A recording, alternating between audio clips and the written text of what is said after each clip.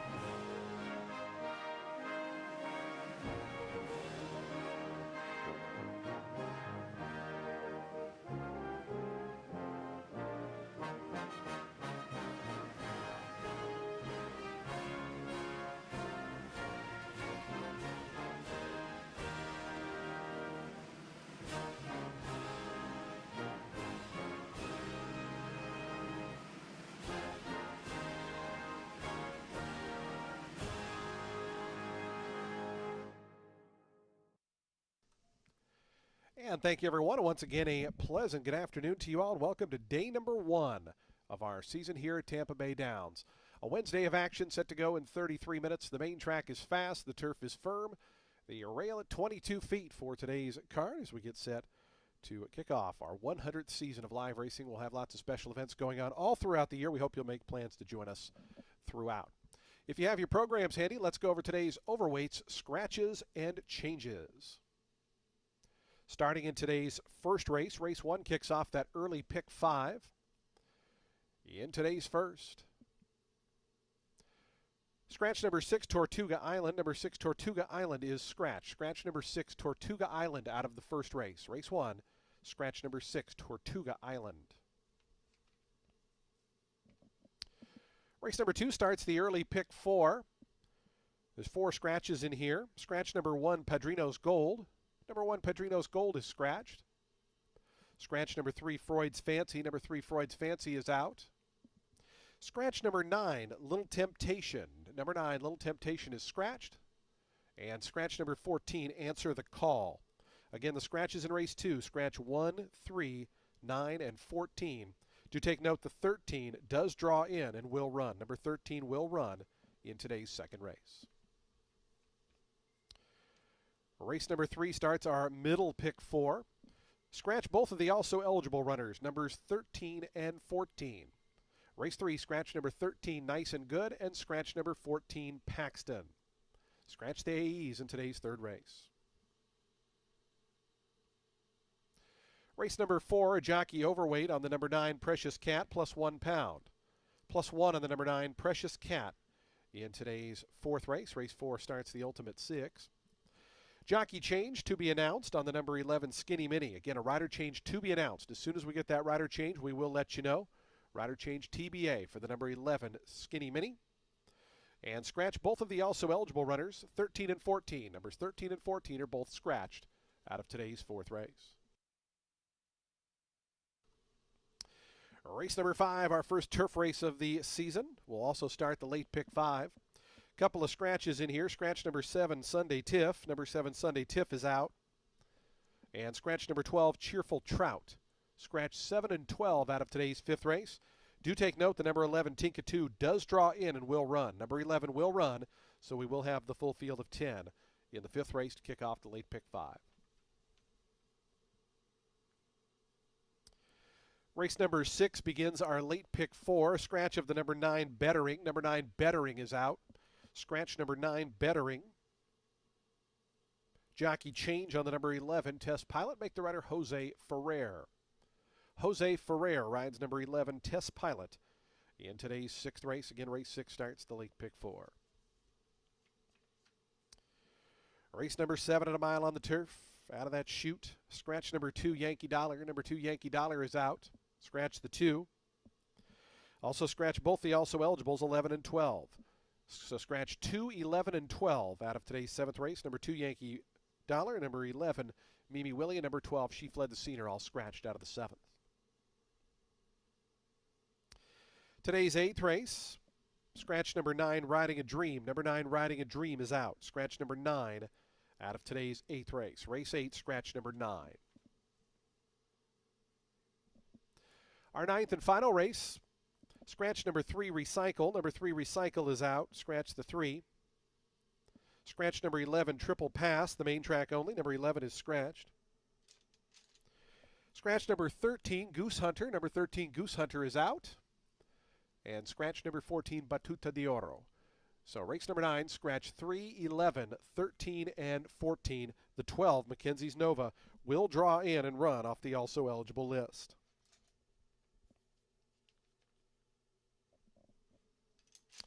Those are your updated overweight scratches and changes. Today's first post coming up in just 28 minutes at 12:40 p.m. A 9-race card to kick off our season here at Tampa Bay Downs. Our track handicapper, Ren Carruthers, will be coming up generally about 13 or 14 minutes to post time. Ren will have analysis and thoughts and selections for all 9 of today's races.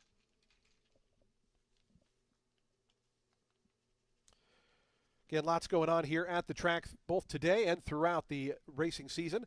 Do take note on this first week of racing, just racing today and Saturday. Racing today and Saturday this week.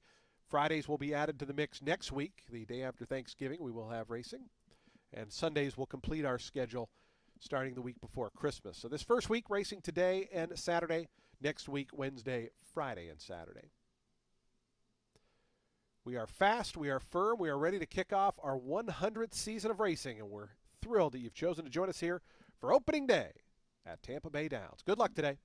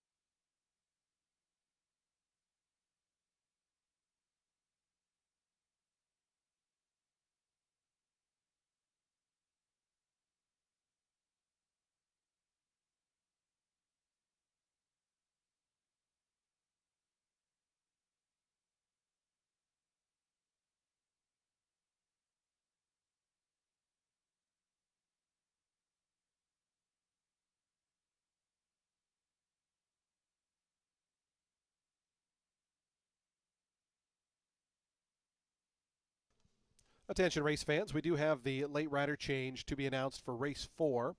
Turning your programs to race 4. Number 11, Skinny Mini, will now be ridden by Miguel Vasquez. Miguel Vasquez will ride number 11, Skinny Mini, in today's 4th race. Again, race 4, number 11, to make the rider Miguel Vasquez.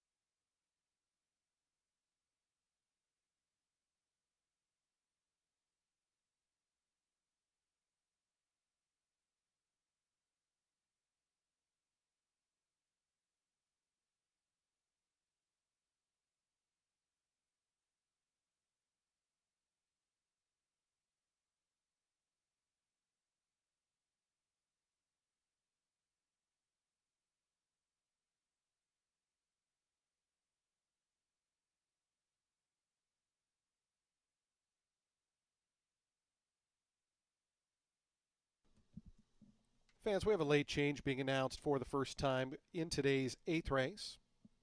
Turning your programs to race 8, number 6 P4 should be listed as a gelding. Number 6 P4 should be listed as gelding in your program for today's 8th race. 20 minutes post time.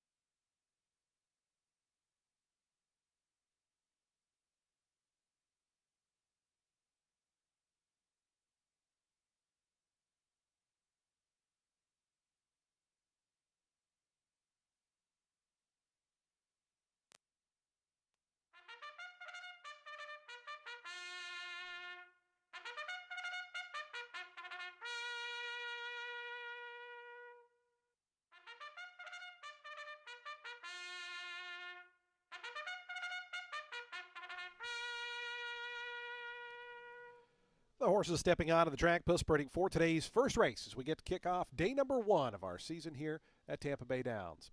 7 of them in the opener here to go 1 mile and 40 yards over the fast main track.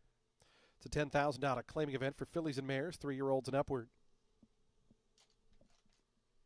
Race number 1 offers daily double, exacta, trifecta, superfecta, and super high 5 wagering. We start the pick 3s rolling and we kick off that early pick 5. Pool already over $33,000. You still got 5 minutes to post time. 5 minutes.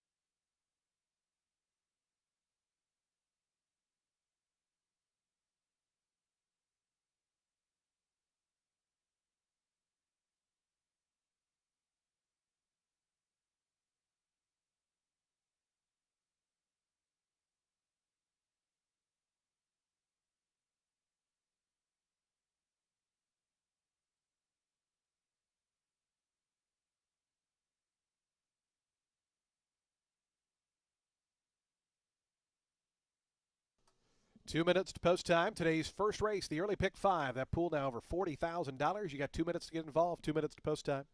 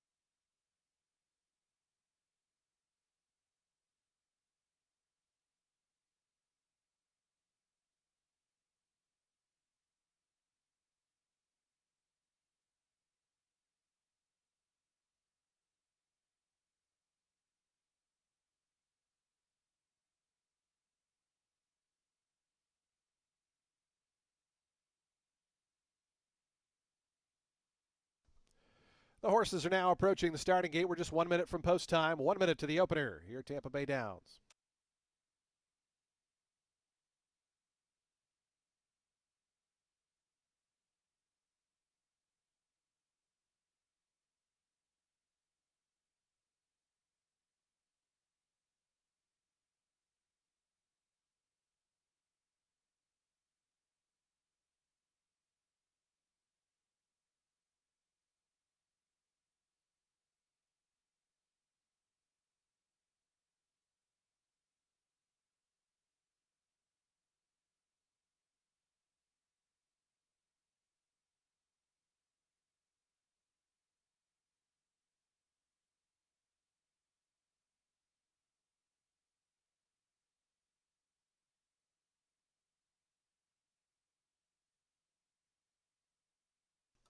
And the horses have reached the gate. It's post time. They're lining up now for today's first. Ready to kick off day number 1 of the season. Field of 7 here in the opener at 1.40 miles.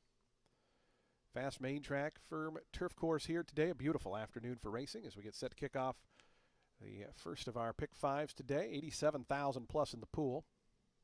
8-5 favorite, number 8 Shy on the outside. 5-2 Fabulous Candy, your second choice, was the first to load in. Here's Too Hot to Stop. Moving up, Adamar Santos for Lynn Rarick.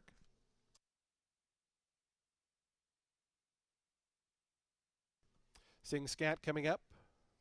Here's Omikami.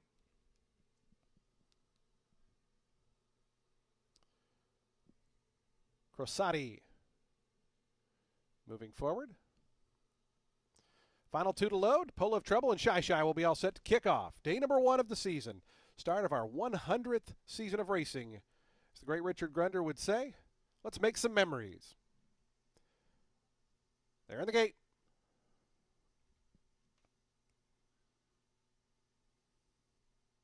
And the race is on in season 100 here at Tampa Bay Downs. Crosati shoots right out to the front from the center. Shy was away well. Fabulous Candy down toward the inside, coming through with Too Hot to Stop. It is Crosati just in front as they go into that first turn. Shy sweeping up 4 wide. Fabulous Candy holds the rail spot, is now in second. Just in between them comes Too Hot to Stop, and the maroon and silver colors a joint fourth. Right outside of that one goes Sing Scat. It's 2 more. Back to Omikami and Pole of Trouble. Those 2 are at the back, but only about 5.5 or 6 lengths covers the group as they work their way toward the back stretch. Crosati, a 10-1 pace setter, 3/4 of a length in front of the 4-5 favorite Shy, 25.04 seconds. So a tepid pace to develop here in the opener as they race midway down the back stretch. It's Crosati just a neck in front now. Shy presses a little bit closer. Sing Scat up on the outside of Fabulous Candy. They're right together, 3rd and 4th. They're a length and a half clear of Too Hot to Stop, who's 5th. Back a couple of spots, is only 4.5 off the top. Still those 2 at the back, Pole of Trouble and Omikami. Crosati took him through an opening half in 48.86 seconds. So they start the run into the far turn. Crosati narrowly in front. Shy. Here's Sing Scat with a bold 3 wide bid on the outside. These 3 across the course. They're a length and a half in front. A Fabulous Candy who's pushed along to go after that top trio at 4th. Trying to make up some ground. Too Hot to Stop toward the inside. Crosati, Shy, and a way out wide Sing Scat. Fabulous Candy going to look for a seam in behind horses as Shy pokes the nose in front. Crosati tries to counter back toward the inside. Fabulous Candy 4 paths deep.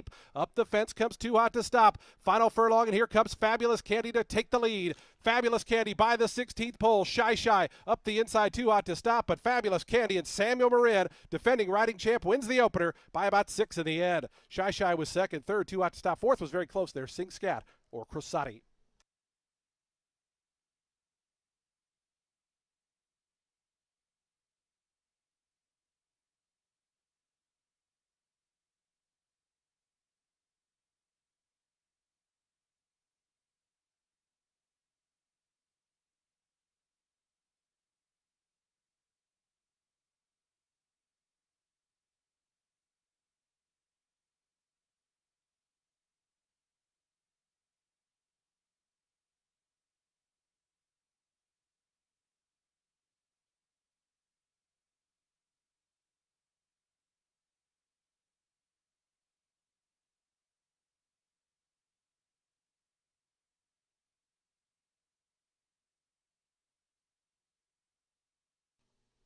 One, 8, 2, 3, and 5. 1, 8, 2, 3, 5, the unofficial order.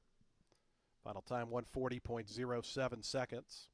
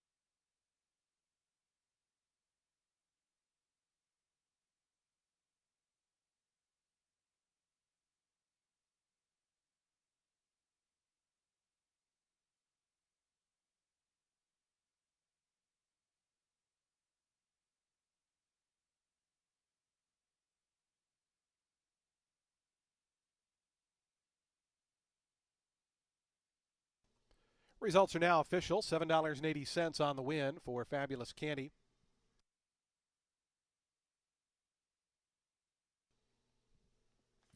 Fabulous Candy to the winner's circle for the 6th time in her career. 5-year-old bay mare by Twirling Candy out of Fabulous Devotion was bred in Kentucky by Wayne Delmar. Establo Eluche, the winning owners. Juan Carlos Avila, the winning trainer. Samuel Marin aboard for the winning score. Fabulous Candy from just off the pace to win today's opener.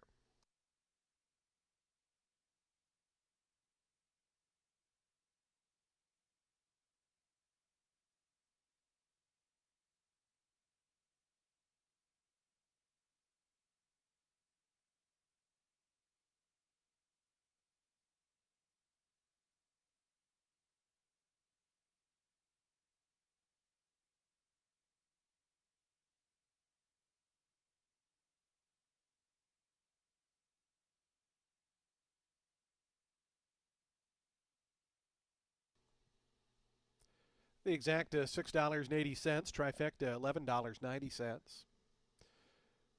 The dime super $6.63, and the high five $336.60.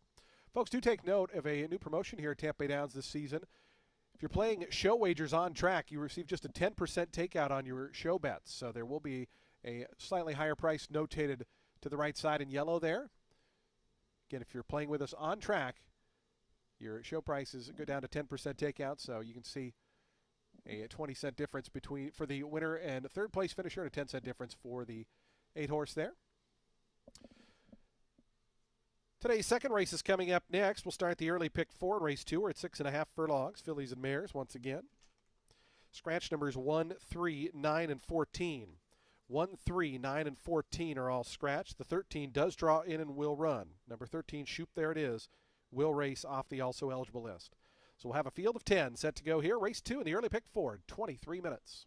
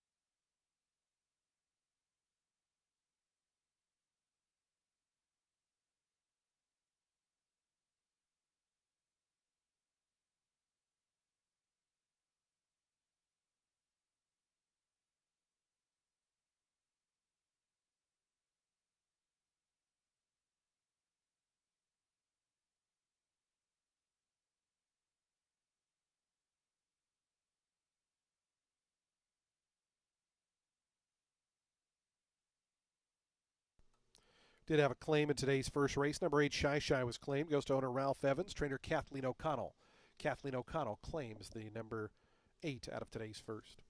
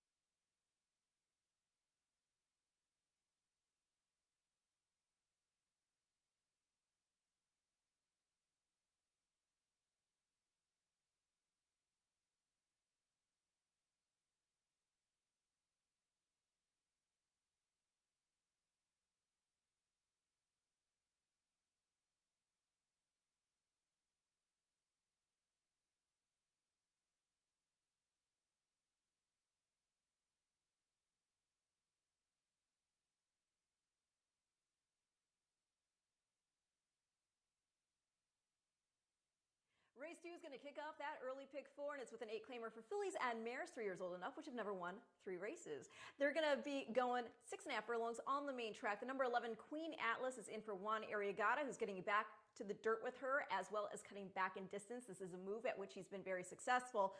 And this girl, she's shown ability on all 3 surfaces. She won her debut at the Finger Lakes, going just 6 furlongs when in the barn of Chris Englehart. They then tried her against stakes competition the next 2 outings, and that didn't go so well. She then switched to the grass for William Murray, and she showed speed in the second start for that barn, going a mile on the grass at Belmont at the Big A. Went out there by open lengths. Eventually got reeled in, had to settle for second, but that was a 35 N2L.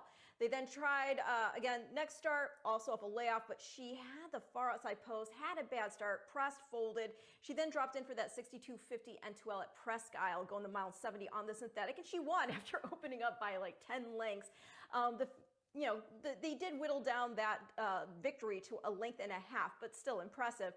And Arriagada, he claimed her out of there, tried to beat in 12 next. Again, she got the lead. She's tired, though. And the winner next got beat just a neck in an allowance at Mahoning. He had Gallardo up last out. He's back on today, so he knows her. So we'll go with her on top. The 7 Legata Salvaje in for Kevin McCathan. This is off 2 Shodo performances at the 8 beaten level at Gulfstream. Early delivery, got up for second over her 2 back going the 1-turn mile, and after she started from the rail. Legata Salvaje then got the better finish last out on the cutback to 6 furlongs. She's had 4 starts over our main track. She's won 2 of them. In fact, the last time she ran here, she won an 8 N2L by 8.5 lengths, going 7 furlongs. Going to complete the top 3 at the number 6. That is Heavens Express, getting a weight allowance with Lara aboard. Enrique Hernandez, he's moving her back to the dirt after a 4 3/4 length defeat after a bad start in a 7,500 N3L on the turf at the Meadowlands, going a mile. She had previously finished 3 off the front in a 6 furlong beaten 7,500 after starting from the far outside post. And that race produced next out winner Gregorian Solo, who scored at the level next out. But more to the point is this mare's record at Tampa specifically. She's had 6 starts on the main track in the money in 4 of them. And the last time she ran here, she wasn't far off. She had run 4th, beaten 2 3/4 lengths, going this 6.5 furlong distance against a 16 N3L field back in March. And the winner there was Mose Vino Mesa, who's actually now a 5-time winner, including her last 2. Most recently a beaten 10 at Parks. And the rest of the field, relatively speaking, put her right in the mix to be able to knock with these. Now, take in mind when she next ran after that Tampa start and got beat double-digit lengths, she was contesting an optional 20 N1X, and then they tried different distances, surfaces, and levels. And this is a mare who had, in the past, shown gameness enough to run 3rd in against optional 75s as a 3-year-old.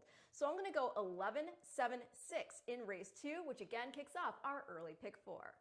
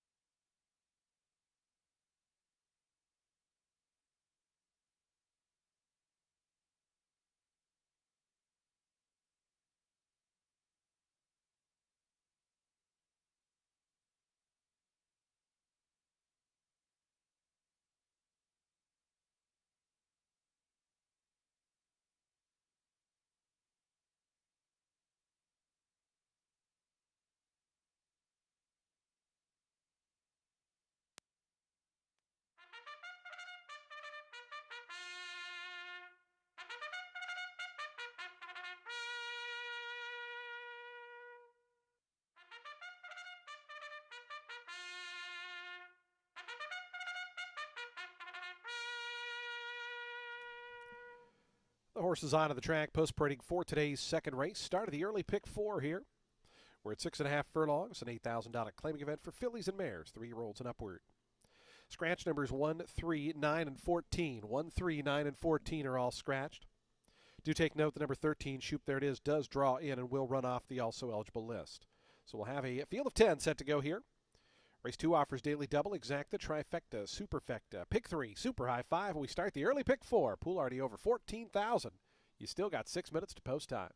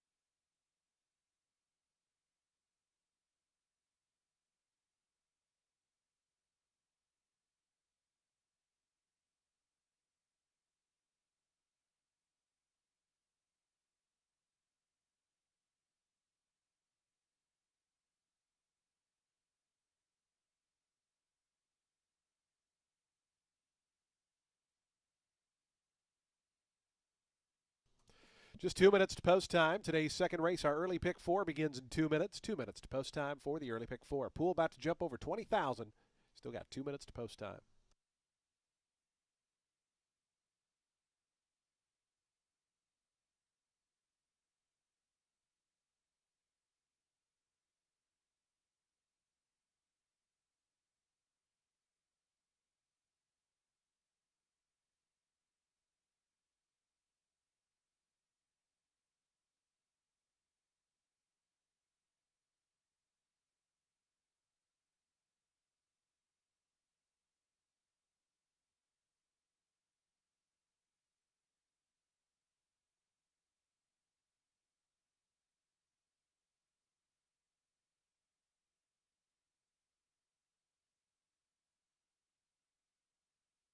The horses are approaching the starting gate. We're just 1 minute from post time. 1 minute.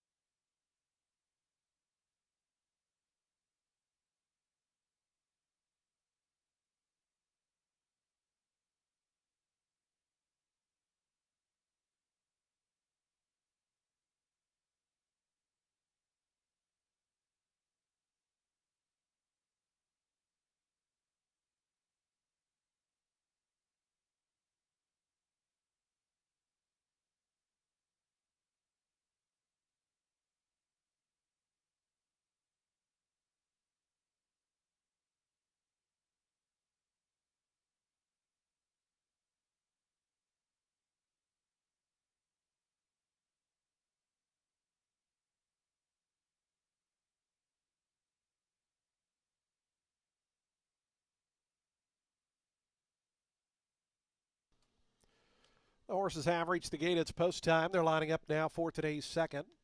Start of the early pick 4 here. Field of 10 at 6.5 furlongs. Post time favorite toward the outside at 2-1, number 11, Queen Atlas. 3-1 on the 7, Legata Salvaje, your second choice, as Pizzicato loads in right now at 10-1.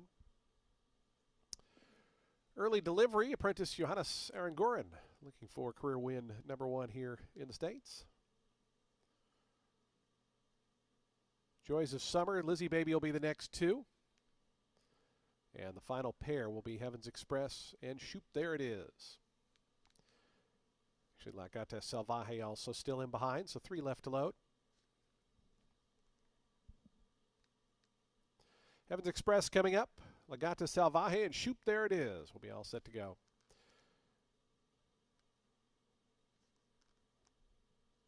Wesley Ho and Shoop. There it is to the outside draw. Coming up. Going in. They're in the gate. And the race is on. Lizzie Baby got away well toward the outside. Legata Salvaje is forwardly placed. Driving up Queen Atlas toward the outside. The favorite wants to attend the early proceedings as well. Joys of Summer is pushed along in the green cap between runners. It's Queen Atlas who now takes over command onto the main course. Joys of Summer in between horses early delivery. Oops, haha down at the fence. Those 3 line up behind Queen Atlas up top. It's a length and a half more back to Lizzie Baby, who settles down in 5th. Legata Salvaje is back 6th. Length and a half to Shoop. There it is 7th. One special act in the red colors is 3rd last. The 2 at the back early, Heaven's Express and Pizzicato is the trailers. Queen Atlas at 9-5 took him through an opening quarter, 22.81 seconds.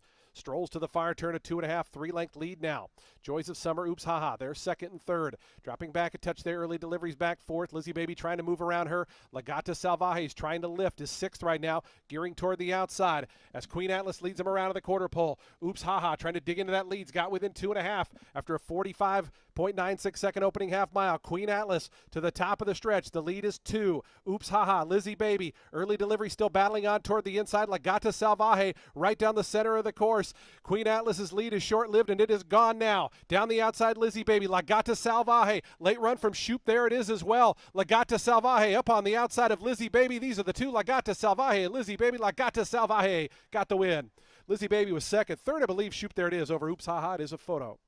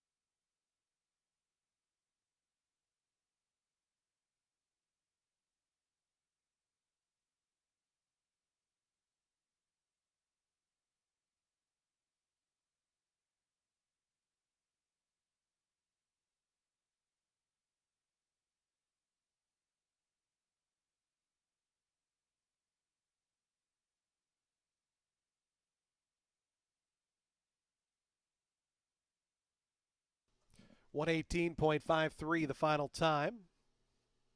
Results still unposted. Now on the board, 7, 12, 13, and 2. 7, 12, 13, 2, the unofficial order posted. Lagata Salvaje 7 2, your slight second choice. Couple of second choices to kick off the season thus far.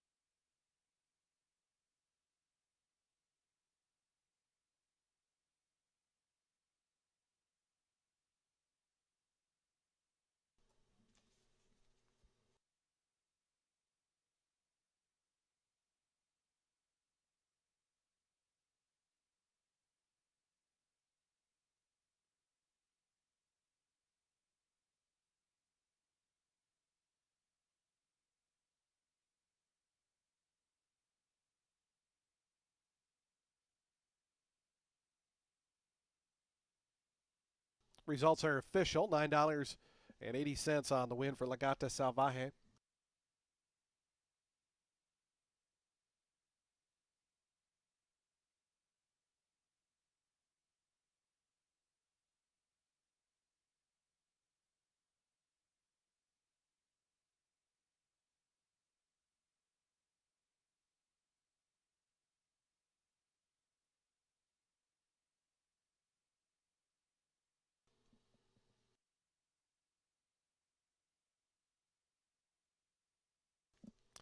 Lagata Salvaje to the winner's circle for the third time in her career.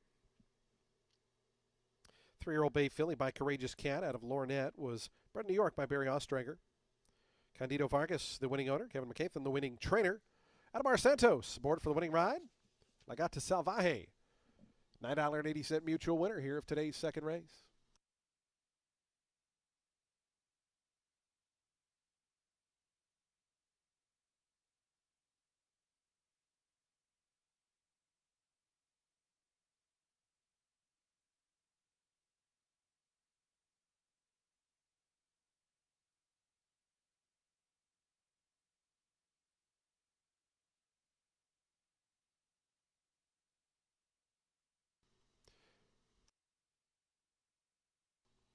The exact to $32.60. Trifecta $298.20. The dime super $403.09. Daily double $18.10. Nobody had that super high five, so we'll carry over $308 to the upcoming third race. Again, a reminder, if you're betting to show on track, the takeout for the show only 10%, so you got $1 more on the 13, 40 cents more on the 12, and 40 cents more on the 7. Post time for today's third and 22 minutes. Starts the middle pick 4, field of 12 to go 6 furlongs. Scratch 13 and 14. 13 and 14 are scratched. Field of 12 remains in. Post time for the third coming up in 22 minutes. Fans, if you're joining us on track, be sure to head to the Tampa Bay Downs gift shop located on the first floor. Lots of great Tampa Bay Downs logoed merchandise, gifts, apparel, and more. The Tampa Bay Downs gift shop located on the first floor.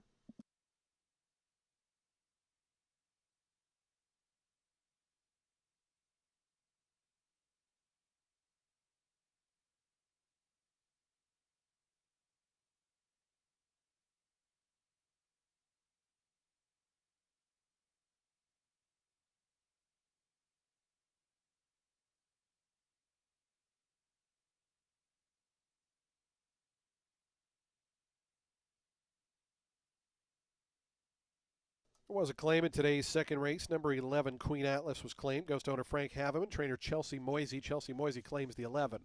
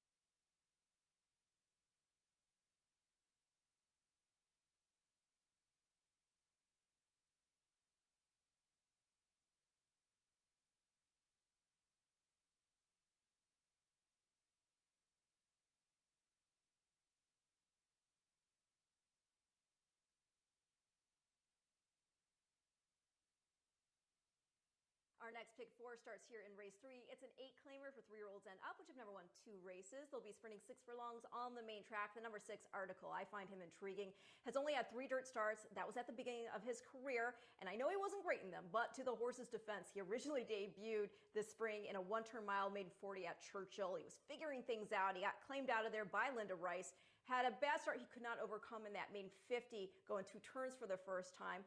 Start 3 went off a short price, dropped in for main 20 at Saratoga, going 9 furlongs, but was drawn wide. That led to a wide trip. And then he won, cut back to 6 furlongs, dropped into a main 15 on the synthetic at Presque Isle. He did it by 2.5 lengths.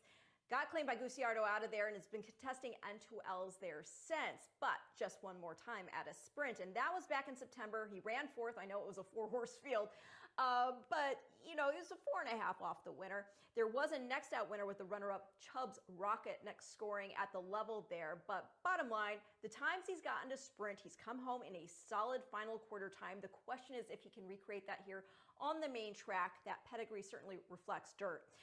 Short price, I know, but you know I love a Bucaro on this track, and the number 10 Coercive is a son of Bucaro, in for Joe Orsino, getting a weight allowance with Gonzalez in the irons. He's only been on dirt once in the career after 9 starts sprinting on the Gulfstream Park synthetic. Last out, he showed tracking speed from the rail, going 6 furlongs on their main track. He did end up finishing a well-beaten 3rd, but the winner, Valued Cajun, was able to wire, drew off by 6.5 lengths.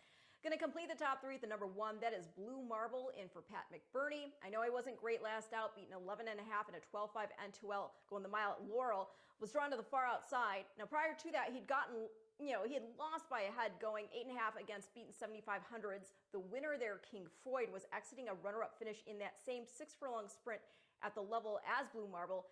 In that race, which was on July 15th, Blue Marble finished 5th, but you do have to take in mind the top 3 were all next out winners. In addition to King Freud, the winner, Prime Motive, continued up the ladder, and the 3rd-placed runner nearly won 4 in a row. So, bottom line, think this boy could factor for a piece of it. He's only run at Tampa once, had the rail that day as well. It was a main 25, and he showed a little stalking spunk early, but ultimately folded to finish 5th, beaten 16. However, there was a bench gap from July of 24 to April of 25. So I'm going to go 6, 10, 1 in race 3, which again kicks off our next pick 4.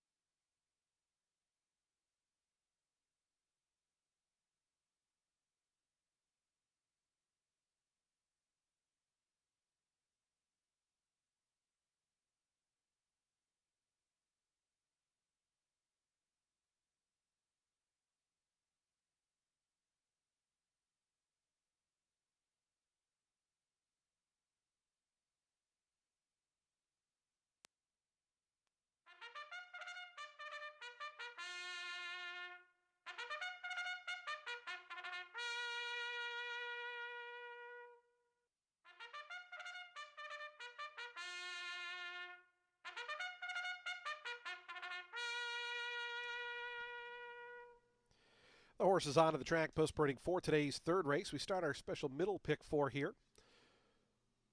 It's a $8,000 claiming event for 3-year-olds and upward. They'll be at 6 furlongs over that fast main track. Scratch the also eligible runners. Numbers 13 and 14 are scratched. Full cast of 12 here to go. The 6 furlongs. We have daily double, exacta, trifecta, and superfecta wagering. We start at pick 3. We start at pick 4. And we have a super high 5 with a carryover of $308 post time. Coming up for the third in 6 minutes. Fans, just again, a reminder of our schedule here these first couple weeks at Tampa Bay Downs. Racing today and Saturday for this first week. Fridays will start being added to the mix next week. So next week we'll race Wednesday, Friday, Saturday, Sundays will join our schedule right before Christmas. So this first week just racing today and Saturday here at Tampa Bay Downs. Of course, simulcasting the other days as well.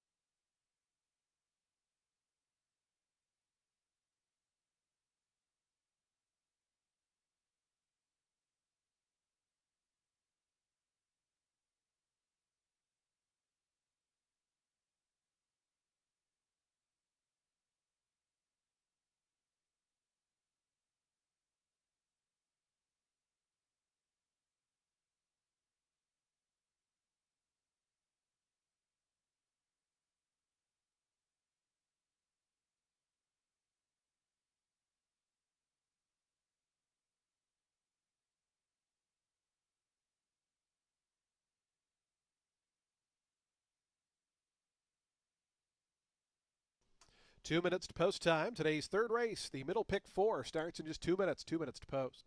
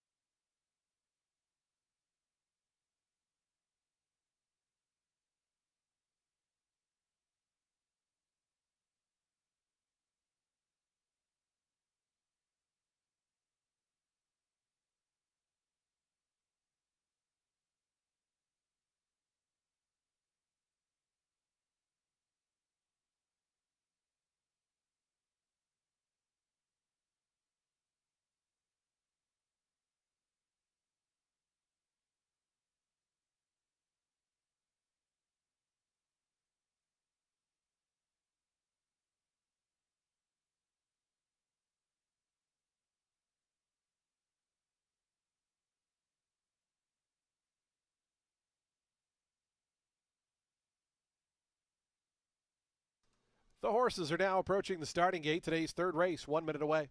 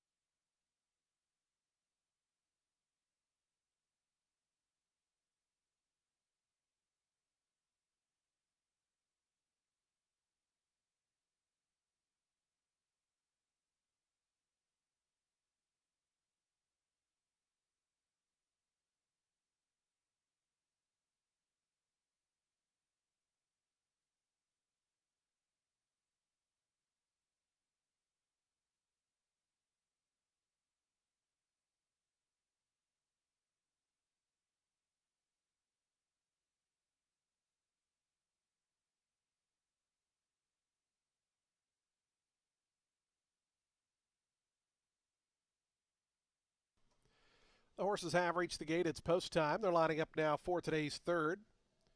Start of the middle pick 4 here. Isano moving up right now at 6-1 odds. Post time favorite number 9, Fit to Fire, 2-1, 3-1 on the number 10, Coercive. Those two both breaking toward the outside. Here's 5-1 shot Bourbon Street Boy to gate 2. Pablo Morales on board, one of our great regular riders here at Tampa over the years. Flatter's Chance, Pedro Cotto Jr. Here's Fit to Fire. Samuel Marin looking for his second on the card. Kohaku moving in, Coercive. Cesar Gonzalez. Looks like we got 4 more left to load. Hendrickson and Harper's a Fleet will be the next 2. Harper's a Fleet at 7-1 right now. The Jan Arnett barn. Chris Landeros riding here at Tampa this season. I believe his first mount here on the 11. The final one to join will be Party Hardy. Jose Leon will be all set for a start here. Today's third.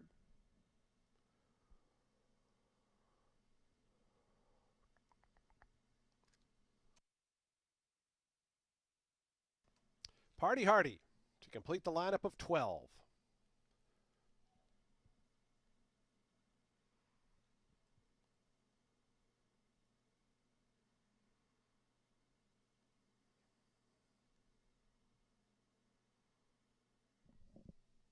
Looks like they're still working with Harper's a Fleet. Now got in. And the final one, Party Hardy, to complete the line. 12 of them set to roll. They're in the gate.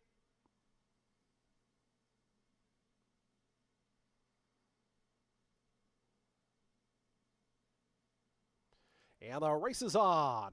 Very slow start there for Harper's a Fleet, who came out about 10 lengths behind the rest of the field.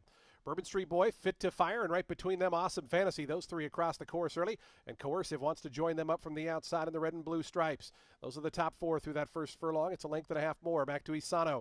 Moves up outside of Hendrickson there, 5th and 6th. Kohahu goes with them toward the inside 7th. 2 more back to Blue Marble in 8th. Then comes Party Hardy in 9th. It's a length and a half more to Article and Flatter's Chance, and eased out of the race there was Harper's a Fleet. Been pulled up. Number 11, Harper's a Fleet, was pulled up after that really slow beginning.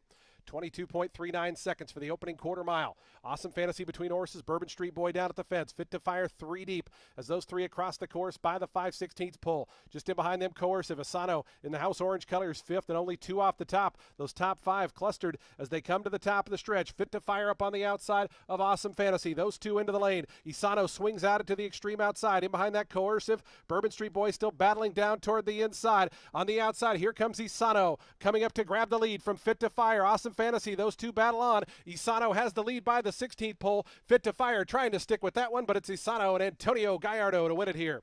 Isano a length and a half. Fit to Fire was after that. Then came Awesome Fantasy and Coercive fourth.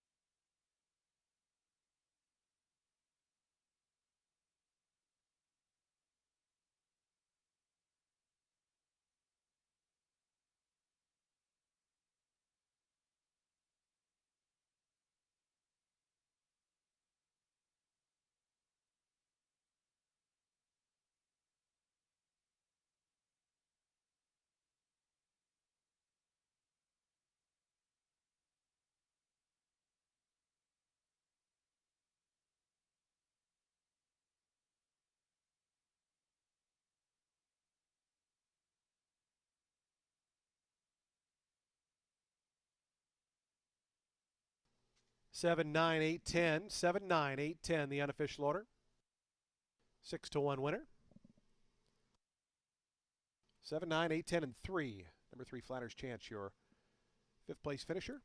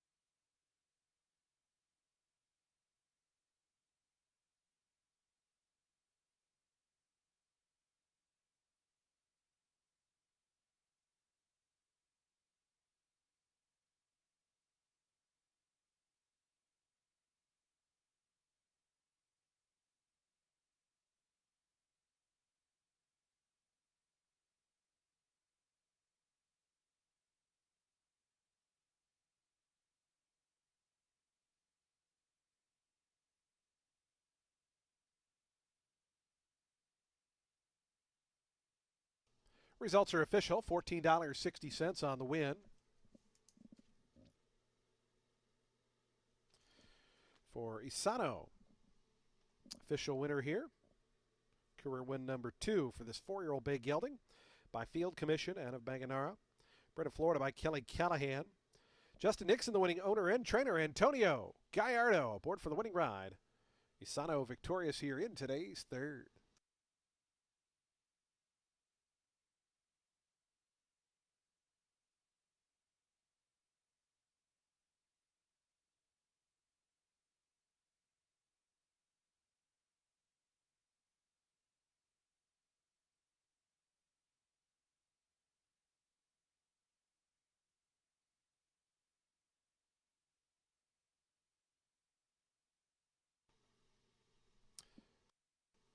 Get you that exacta payout. It's $40.90 for the exacta.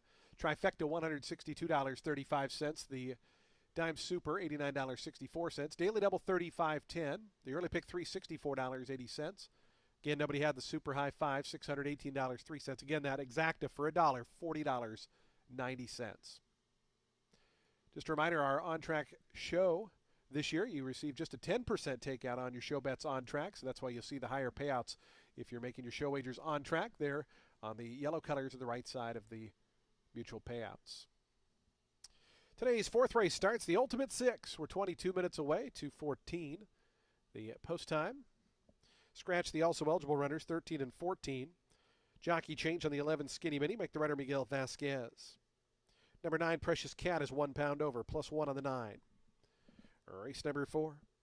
Coming up next, the Ultimate Six in 22 minutes.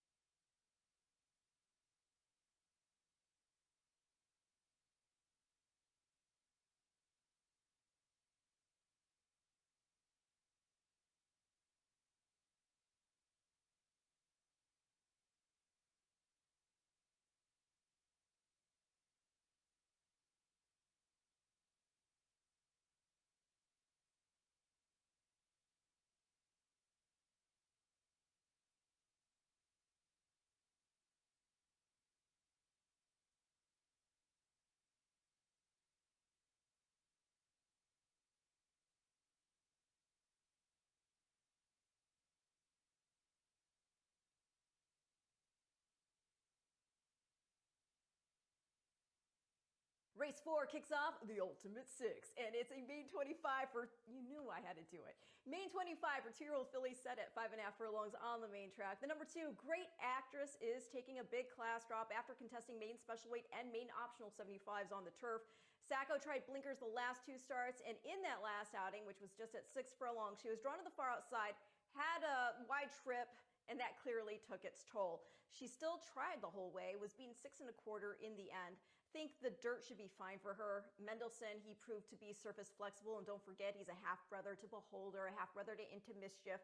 The mom, Hollywood heiress, daughter of champ sprinter Speightstown, and the great-granny here is millionaire, multiple Grade 1 winner, Hollywood Story, and so that family also includes Santa Anita Derby winner Honor AP. The number 8, Questionable Decisions, in for Bennett.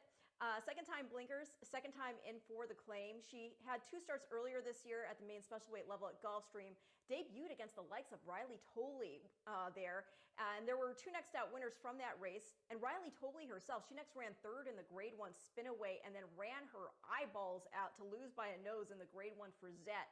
And last out, dropped in for 25 at Gulfstream. This filly had drawn the far outside post, tracked about a length or so off the pace, and landed in 3rd, beating 2.5 lengths. I do respect the number 6, that's La Chismosa, was in a good main optional 50 on debut at Colonial, going just 5 furlongs. The winner went again out of there on the turf. And then there were 3 other fillies to run second in their next starts, including La Chismosa herself. But I am going to complete the top 3 at the number 11. That is Skinny Minnie. Obviously, don't love the post, but the pedigree piques my curiosity with that morning line. She's only run once back in August against Main Special Weight Company on the turf, going just 5 furlongs. Winner there was Catalonia, who had been in the Riley Tolley race on debut. Catalonia has since run well against Stakes Company. She was beaten just 2 lengths in the Grade 3 Matron. And anyway, this girl, she did not get away from the gate well at first asking, and Catalonia was flying up front. She went 43-2 for the half. And every horse but 2 next ran in the money out of there. Now, as for getting on the dirt here, she's got a flexible pedigree by Uncle Mo Scion, Motown, out of an arch mare, and the family has produced the speedy likes of Valiant Force, winner of the Group 2 Norfolk in England, was also second in our juvenile turf sprint. But you've also got Gulfstream Park sprint winner CZ as part of the family. So again, flexible pedigree, gonna go 2, 8, 11 in race 4, and your Ultimate Six starts now.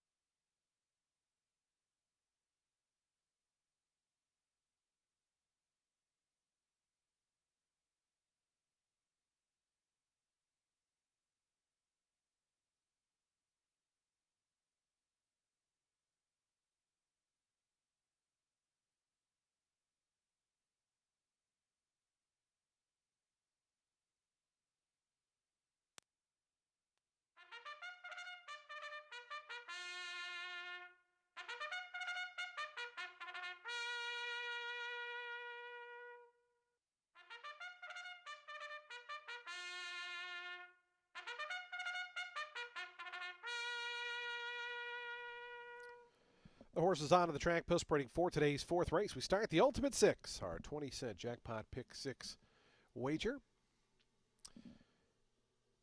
Field of 12 set to go 5.5 furlongs. It's a maiden claiming event, 25,000 the claiming tag for 2-year-old fillies. Scratch the also eligible runners, 13 and 14 are both scratched. Jockey change on the 11 Skinny Mini, make the rider Miguel Vasquez. Number 9 Precious Cat, 1 pound over. Today's fourth race offers daily double exacta, trifecta, superfecta, and pick 3 wagering. We have a super high five carryover of $618. And we start the Ultimate Six in just 6 minutes.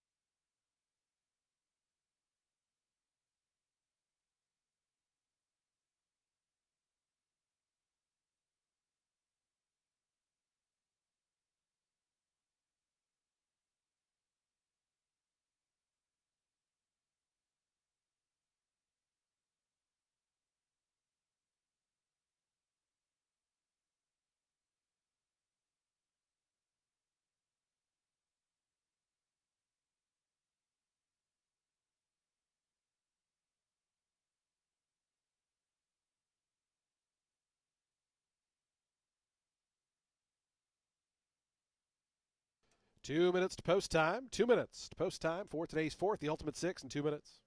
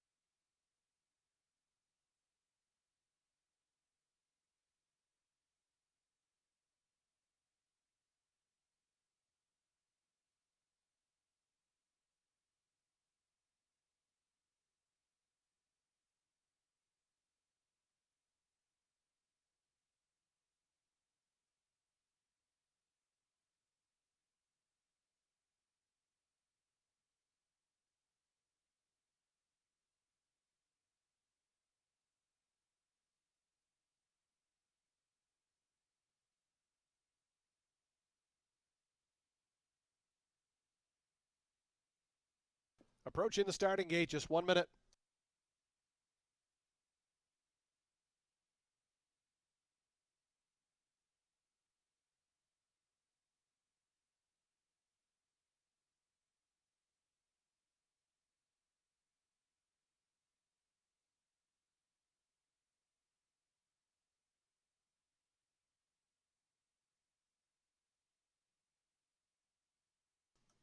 And the horses have reached the gate. It's post time. They're lining up now for today's fourth start of the Ultimate Six. First pick six of the year. Field of 12. Great field size today here for opening day. Great job by the horsemen and our wonderful race office staff assembling this card. Great actress, Charlie Marquez. Gate 2 right now at 5-1. Your favorite 6-5 on the number 8 questionable decisions. Daniel Centeno for Gerald Bennett. Teaming up with the favorite here. We haven't had a favorite winner yet through the first 3 races. Here's Modern Miss coming up. D. Dolly's Girl going in. Bundalay. 72-1 long shot coming forward. Your Skinny Mini. Fulanita.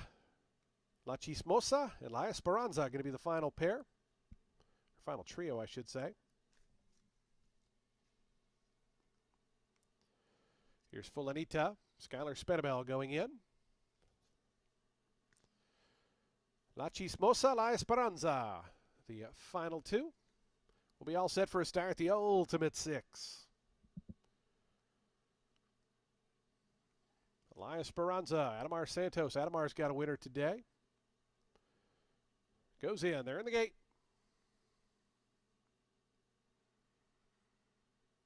And the race is on. Caught him in a pretty good line.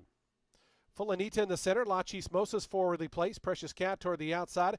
And Bundalay and the yellow colors driving through to join the front ranks. It's Bundalay, La Chismosa, and Fulanita. They're right across the course. Precious Cat now back fourth.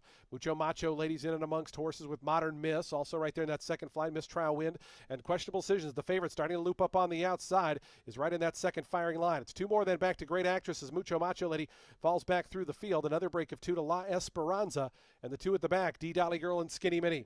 99-1 shot. Bundalay is the leader. 3/4 of a length in front. La Chismosa, the rider just took a look over his shoulder. Samuel Marin looking for the favorite, who's just to his inside now. Questionable Decisions going to try to get through down along the inside or maybe go to the 2 path as Bundalay leads him around to the top of the stretch. Here's La Chismosa now to take over, and La Chismosa goes to the front. Bundalay tries to battle on. Down the outside, Precious Cat, Questionable Decisions, still has to make up a length and a half inside the furlong grounds now. La Chismosa, a length and a half to the good. Precious Cat, Questionable Decisions, running out of time. It's La Chismosa. Samuel Marin, his second. La Chismosa wins it by 2.5. Precious Cat was second. Third was Questionable Decisions. Tough one to say, and a photo for fourth.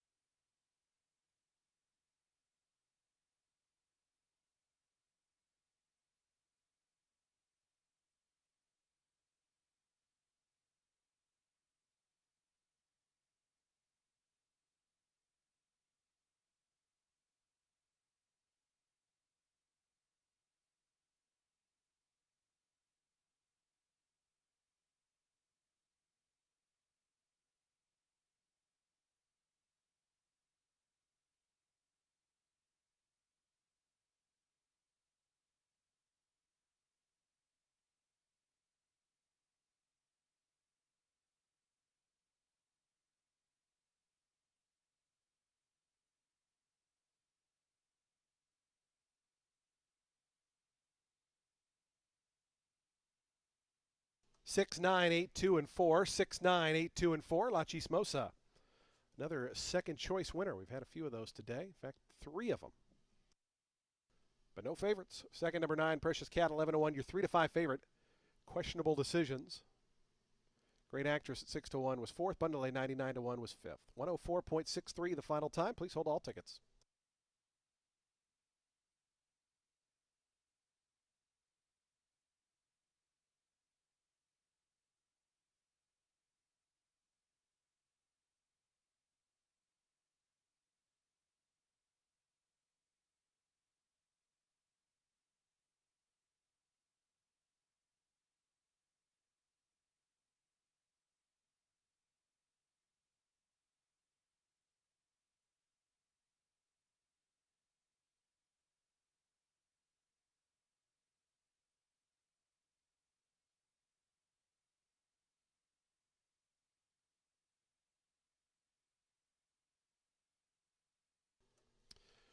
Lachismosa.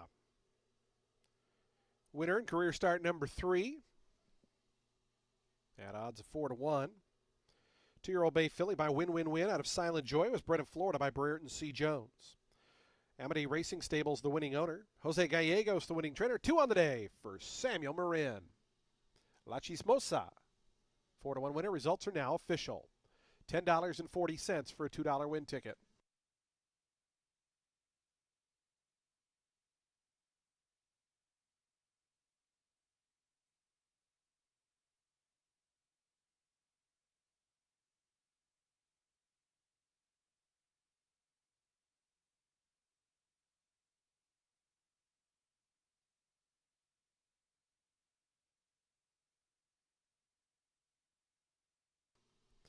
Price is on the board.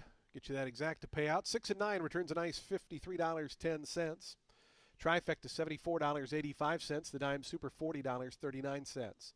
Daily double $34.70. The pick three $84.15. Once again, nobody had that super high five, so we'll roll that carryover on into the 5th race. $1,205. Race 5 starts that late pick 5. We're on the turf for the first time this season, coming up at 1.1 miles on the Tampa lawn. The rail at 22 feet. The turf is beautiful and firm. Scratch 7 and 12. 7 and 12 are scratched. The 11 draws in and will run. So we will have a full field of 10. Ownership correction on the 5. It's satisfactual. Should read owner Jessica Lynn Christopher. Post time for the 5th. Late pick 5 coming up in 22 minutes at 2:44 p.m.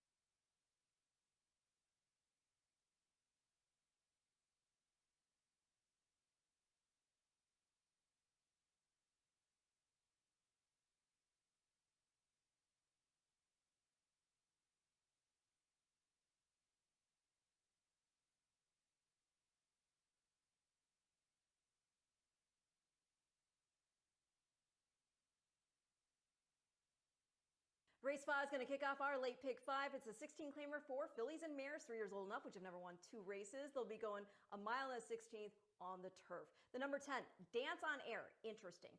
Used to be in the barn of Chad Brown, and while he kept her in against state bred competition in New York, she did enough, I thought, while with them to think that she deserves attention here. For example, at Saratoga, while in for 40, and after a bad start where she got bumped out of the blocks, she got beat just a length and a half by a horse named Jet. Now, that one has won over 200,000 at this point. She's been in the money in half her starts. And as far as this filly's next turf start, well, that came for Richard Hendricks off a long layoff in a main 16 at Delaware Park. She veered right out of the gate, bumped hard with the horse to her outside. And while she did end up fourth, beat 9 lengths, the winner basically wired and drew off to score by 5. And this was also a field of boys, I should mention, that she was up against. The winner was Vekoma Kid. He next won an optional starter 16 at Penn National, put up a 75 buyer figure. Dance on Air, she was claimed out of her next start, dropped in for 7.5, in which she was a speed and fade, first time blinkers going just 6 furlongs at Delaware Park. Simone got her back to the turf, which was listed as good, and she won a main 16 going a mile 70. I know she wasn't great in her next start, however. That was a 9 furlong optional starter 16 at Laurel, so do take that in mind. And the ground was, again, listed as good. She was in the middle of horses toward the back, and they were crawling in front of her that afternoon, and she couldn't make up ground, galloped in 16 1/4 lengths back of the winner who had won her previous race by 5. So I do think back in against straight up non-winners of 2, she could spring a surprise.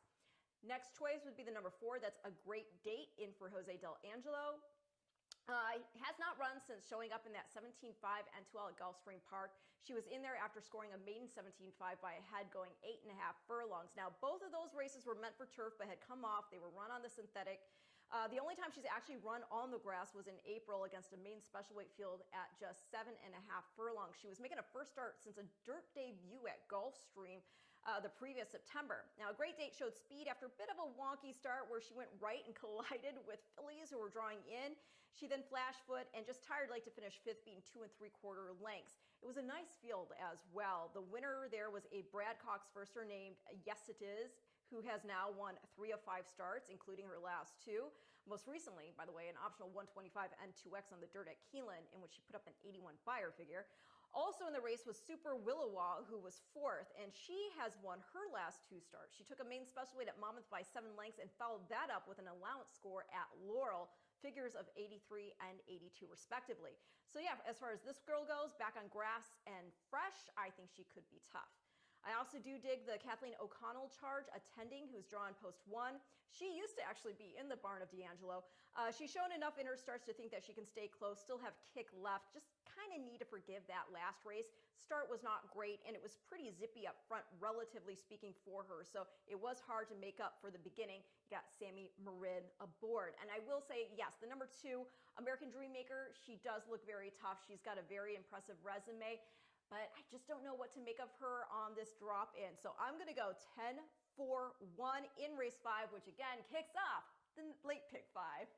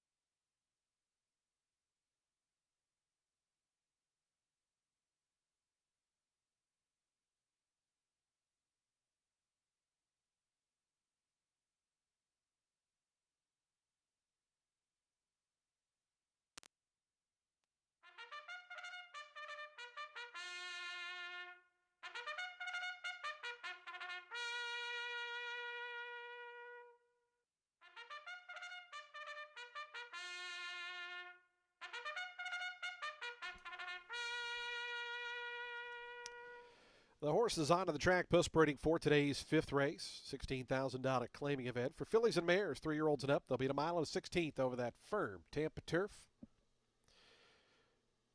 Field of 10 set to go here. Scratch number 7 and 12. 7 and 12 are scratched. The 11, Tinka 2, will run. Number 11 will run. Race 5 offers daily double, exacta, trifecta, superfecta. We have a super high 5 carryover of $1,205. We start another pick 3, a daily double, and of course the late pick 5. Pool already over $41,000. You still got 4 minutes to post time on the turf course to start the late pick 5.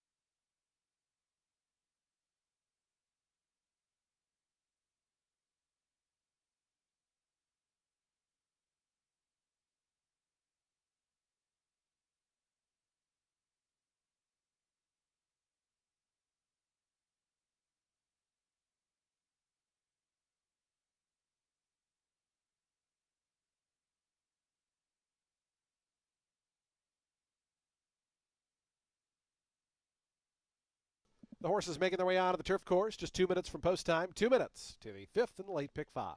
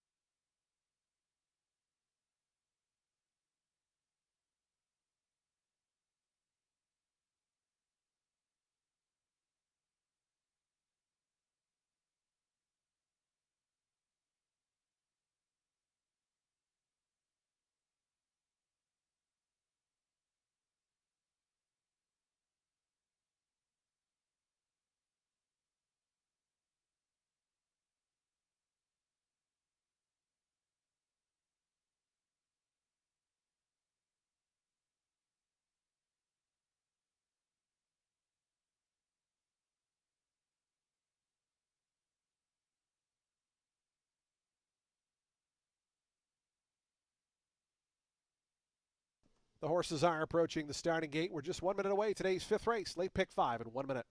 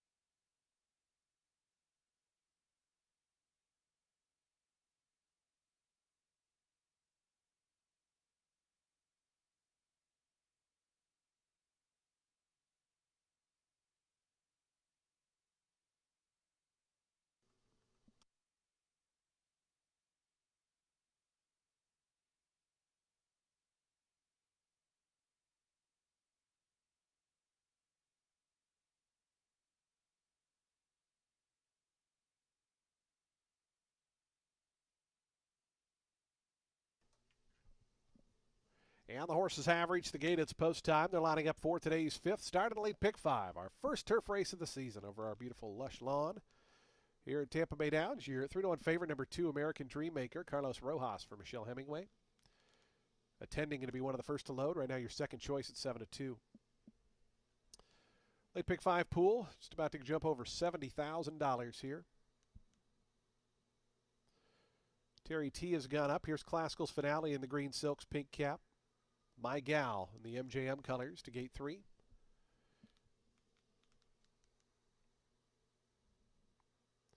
Sliver of Sunshine is going to be next. Here's a great date. Jose D'Angelo, Edwin Gonzalez teaming up here. They had a nice season here at Tampa last year. It's Satisfactual coming forward. Dance on Air's gone in, waiting on Tinkatu and Miguel Vasquez to the outside. Late pick 5 time. Tinkatu goes in. They're in the gate. And the race is on. Attending from the inside was out well. Here's a great date now coming up after the lead from the far outside. Tinkatu is forwardly placed, trying to work over from that high draw as they go through that first furlong. Tinkatu up on the outside to go to the front. A great date is now second in between horses. Terry T in the red colors third. My Gal down toward the fence, a joint fourth. Sliver of Sunshine moves around that one to take over that fourth position. American Dreammaker got throttled down a little bit there toward the inside, is making up ground. Dance on Air out 3 wide. It's another length then back to Classical's Finale. They really slow it down into that turn. Attending, who was close up and broke sharply, is now second last. The early trailer hits Satisfactuals. They go through that first turn. Tinkatu, 23.38 seconds for the opening quarter mile. Leads at 3/4 of a length to a great date who stocks that one in the second position. Terry T in the red colors third, a length and a half off the top. Then comes My Gal, Sliver of Sunshine, Dance on Air, in and amongst horses in the house purple colors, is racing a joint fifth. Down to that one's inside. American Dreammaker is sixth toward the inside, about 6 off the top. It's a length and a half more, then back to It's Satisfactual, starts to march forward, goes by Classical's Finale and Attending, those two now at the back. 49 seconds even for the opening half mile. So they go to the far turn. A great date right up alongside of Tinkatu, and a great date up to Poke Ahead in front. Tinkatu is now back to second. Terry T out 3 deep in the third position. Right between them, My Gal in the blue and red pushed along. American Dreammaker stymied in traffic there in the pink colors. Going to have to find a way through as meanwhile, It's Satisfactual is launching up on the outside. A great date. Here's It's Satisfactual on the far outside trying to come after that one, but a great date leads him into the stretch. My Gal, now American Dreammaker, has a seam down toward the inside. They have a final furlong left to go. My Gal, American Dreammaker, Attending is onto the scene late toward the inside. Far outside, Classical's Finale. My Gal, here's Classical's Finale, surging up on the outside. Classical's Finale, Daniel Centeno to win it here. My Gal was second, third American Dreammaker, fourth Attending.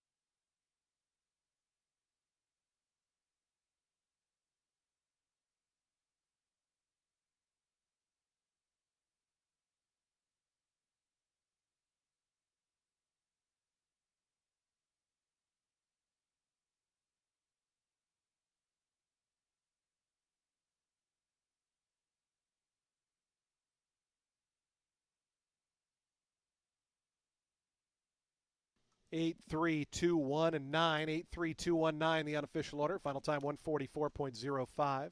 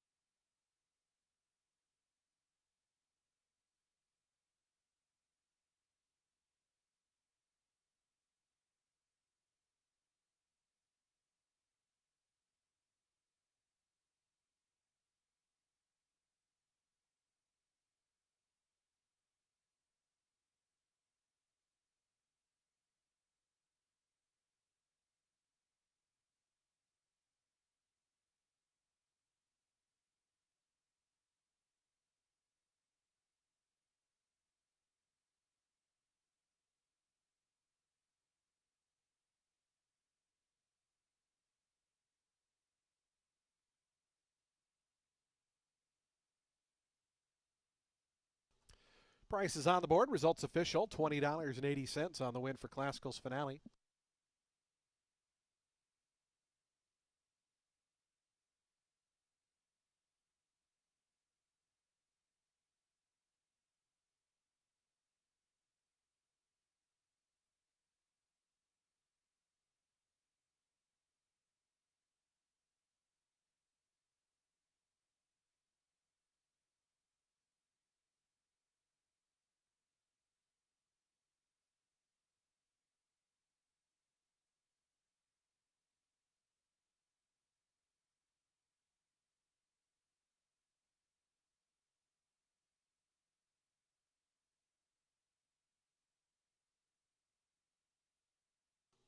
Into the winner's circle, Classical's finale, 3-year-old Dark Bear Brown filly by Frank Conversation out of Classical Fashion. Bred in New York by Linda McConnell and Bruce McConnell. LBR Racing Stable and Scott Levitt are the winning owners. Richard Silliman, the winning trainer. Daniel Centeno aboard for the winning ride. Classical's finale, 9-1 winner of today's fifth race to start the late pick 5.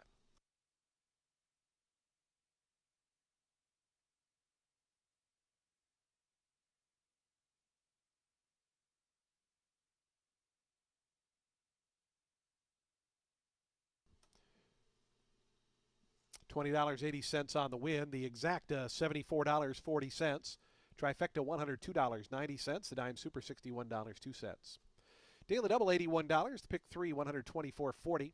Pick 4 $1,170.30. First pick 5 of the season $5,399.40. No favorites in that sequence. Once again, nobody had the super high 5, so we'll carry over $1,975 into the upcoming 6th race. Race number 6, field of 11 at 6 furlongs, $6,250 claiming event. Scratch number 9. That's Bettering. Number 9, Bettering is out. Jockey change on the 11, Test Pilot to Jose Ferrer. Field of 11 set to go. We'll be at 6 furlongs in the late pick 4, coming up in 21 minutes.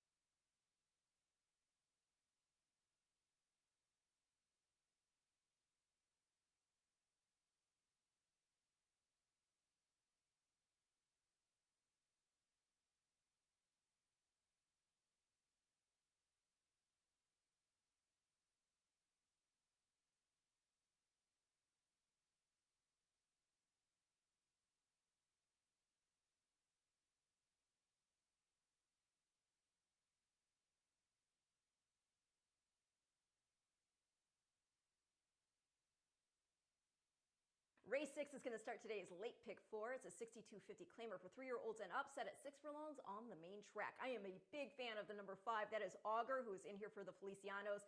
This boy always shows up. He's in off 2 runner-up finishes at the beaten 12-5 level at Thistledown. Last time he raced here, he won 2 back-to-back 6250s. Yes, I know Old Town Road beat him back in March, but Augur, he had a bad start that afternoon on the 12th. He got knocked out stride out of the gate. He was between horses down the backstretch, and then off the turn he had horses in front of him. Looked at it, he finally got a path and stretch, but then he got sawed off. He had to angle out, alter course, was ultimately beaten just a length and 3/4. Next, the number 8, Elusive Doro, in for Jose Delgado, was well beaten after going wide last out at Belmont at the Big A, but hey, that was an open 20 claimer going 7 furlongs. He had run 4th in an optional 8 starter 5 the start before that at Delaware Park in a first off the claim for Delgado. There was a dead heat with He's in Charge keeping an incredible streak alive. He picked up an 8th consecutive victory that afternoon, and then he won again at the level out of there. Now, before the claim, Elusive Doro had run second to a horse named Cathedral Beach at this level and distance at Monmouth Park, tracked off a hot pace. Now, Cathedral Beach was in off a win and won again out of there over beaten 16s. He beat 2 next out winners, actually, the start prior to that, while in for 5. So basically, in short, what I'm trying to say is that this old boy, he's been in against some salty and productive competition. He's dropping back into a more reasonable spot and looks like he could be versatile. He's never run here at Tampa, but 8 years old. He's got a resume that shows he takes his run wherever he goes. Going to complete the top 3 with the number 12. That is Old Town Road for Juan Arriagada. He's a 6-time winner over this main track, including the last 2 times he ran here, first taking an open 8 and then an optional 8 starter 5, and by open lengths over next out winners. He then went to Presque Isle and won that optional 16 starter 8 on the synthetic by 2 1/4, but he's been off since tossing his head at the start in that 6250 starter allowance there, which it was just a 4-horse field. Could he win? Of course he could. But with this wide draw and while making a first start back after not having run since June, that price is just too short to take on top for me. So I'm going to go 5, 8, 12 in race 6, which again starts our late pick 4.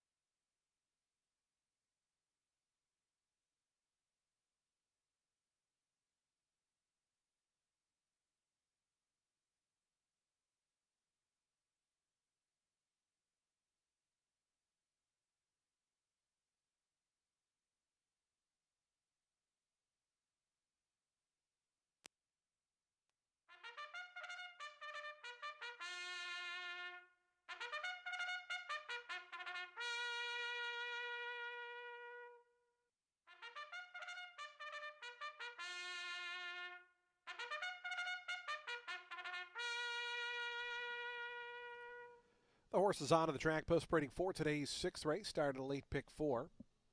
We're at 6 furlongs here, a $6,250 claiming event for 3-year-olds and upward. Scratch number 9, Bettering. Number 9 is Scratch. Jockey change on the 11, Test Pilot to Jose Ferrer. Field of 11 to go post where we have Daily Double, Exacta, Trifecta, Superfecta, and Pick 3 wagering. We start the late pick 4, and we have a Super High 5 carryover, $1,975. It's race 6, at 6, in 6. Post time in 6 minutes.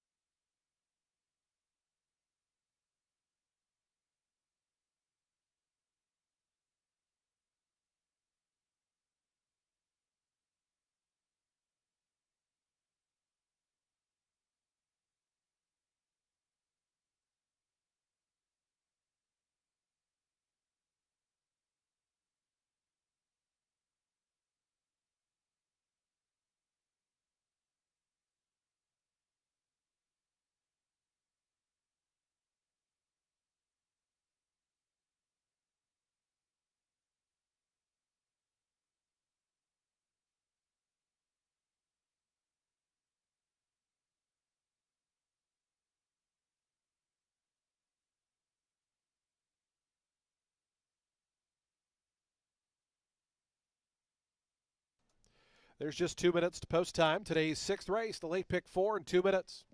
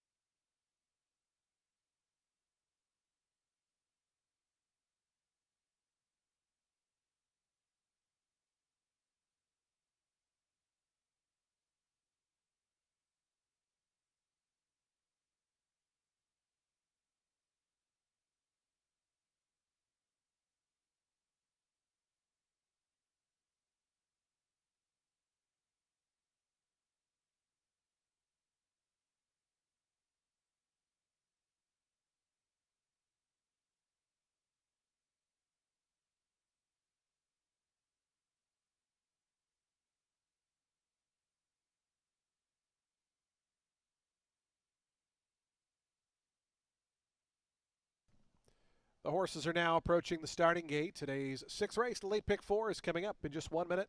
Late pick 4 pool now over $54,000. You still got 1 minute to get involved.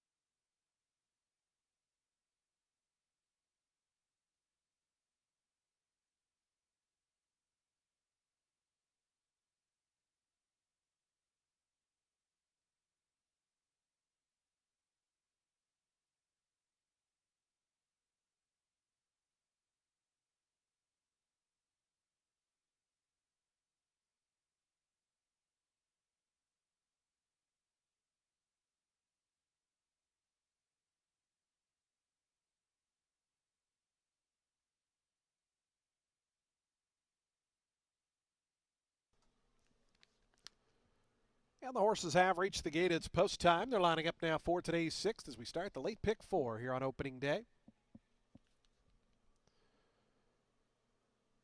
Field of 11 here at 6 furlongs. Your post time favored right now all the way to the outside, 9-5 on number 12 Old Town Road.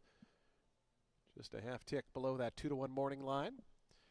Elusive Dioro 9-2, your third choice. 3-1 on the number 5 Augur. Right now your second choice in the wagering. Elusive Dioro and Starship Tango moving up in tandem.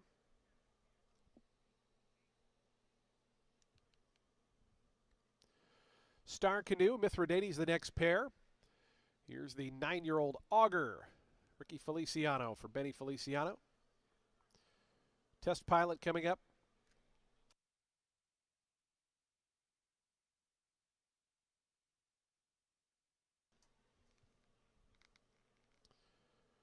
Augur coming in. Old Town Road, Pablo Morales for Juan Arriagada to the outside.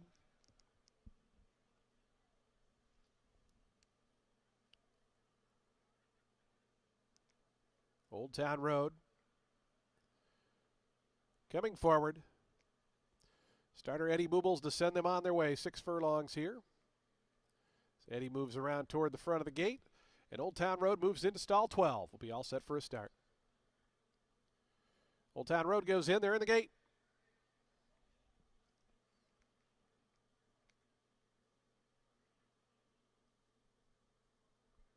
And the race is on. Haberdashery away a little bit slow. Rock City Rocket toward the inside was at quickly. Driving through between horses. Star Canoe is close up, and Test Pilot from the outside. It's Star Canoe and Test Pilot. Those are the two that go on. Rock City Rocket now back in third. Starship Tango in the house blue colors is fourth. Right to that one's outside. Elusive Dioro is fifth. It's at a break of 2.5 back to a lineup of 4. Haberdashery between horses. Mithridates is right there. Augur in that pack as well with Russian Hammer. Old Town Road is second last. It's 3 more back to Great Charmer, who is the early trailer. Test Pilot clears off. Now a length and a half, 2 in front. 22.44 seconds the opening quarter mile. Foot on the gas pedal here for Test Pilot. Jose Ferrer on the engine. 2.5 in front of Star Canoe in second. Elusive Dioro out wide, moves up into third. Then comes Starship Tango in fourth, trying to gain some ground. Russian Hammer. Old Town Road still has a lot of work to do to get to Test Pilot, who's 3 lengths clear at the top of the stretch. Into the lane. Test Pilot floats a touch wide, still has a solid lead. Elusive Dioro trying to come through on the inside is up to second. Then comes Russian Hammer trying to switch out as Star Canoe in behind. And still too much work for Old Town Road. A final eighth of a mile. Test Pilot, Elusive Dioro trying to come snag that one in the final 50 yards. It's Test Pilot, Elusive Dioro. Test Pilot still there. Test Pilot to win it. Elusive Dioro second, Russian Hammer third, fourth went to Starship Tango.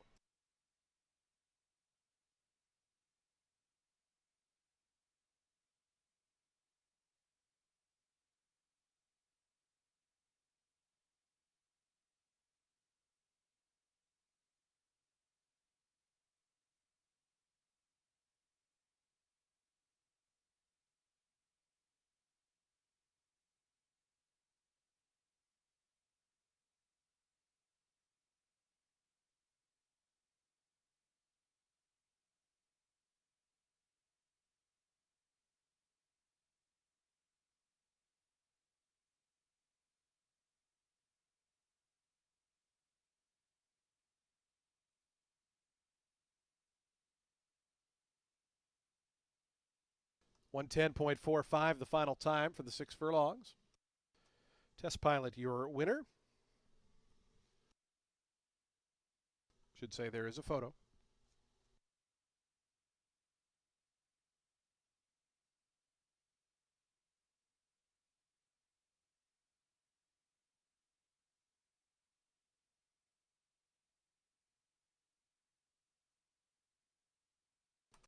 Now results posted 11-8, 6, 3, and 7. 9-2 winner, 7-1 second place. Number 8 Elusive Dioro. 33-1 Russian Hammer to complete the trifecta. Your superfecta completed by the 3 Starship Tango at 52-1. And going to be tough to have that super high five, but good luck to those who might have had it.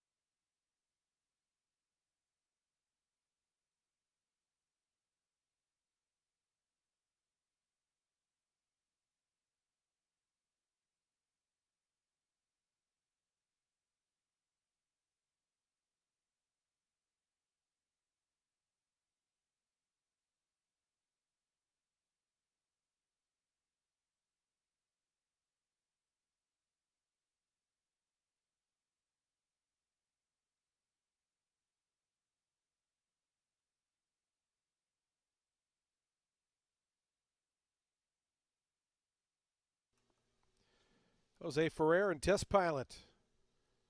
Start to finish winners here. Test Pilot, a 6-year-old chestnut gelding by Daredevil out of Julie Darla, was bred in Kentucky by John Gerbus Jr. Tim Padilla, the winning owner and trainer. Jose Ferrer aboard for the winning ride.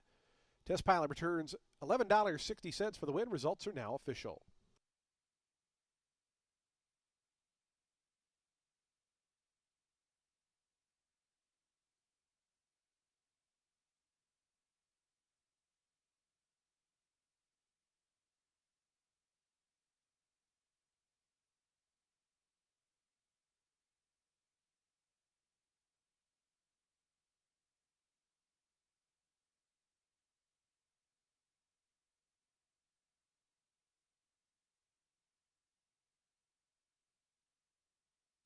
Prices on the board.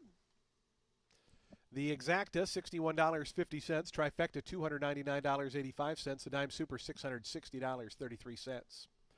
Daily Double, $63. The Pick 3, $252.45. Middle Pick 4 returns $1,773.45. And again, nobody with the high five, so $3,291 will roll into the 7th race, which is 21 minutes away. In race number 7, a field of 9, scratch numbers 2, 11, and 12. 2, 11, and 12 are scratched.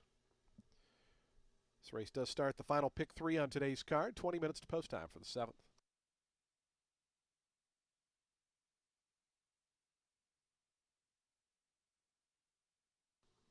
Fans, once again, a reminder of our racing schedule here for the first couple weeks. Racing today, along with Saturday for this first week. And then Fridays will be added to the scene next week on Black Friday. That'll be our first Friday of the meet. So this first week, just Wednesday and Saturday. Next week will be Wednesday, Friday, Saturday. Sundays will get added to the mix just before the Christmas holiday. For more information on all things Tampa Bay Downs, you can always visit us at tampabaydowns.com.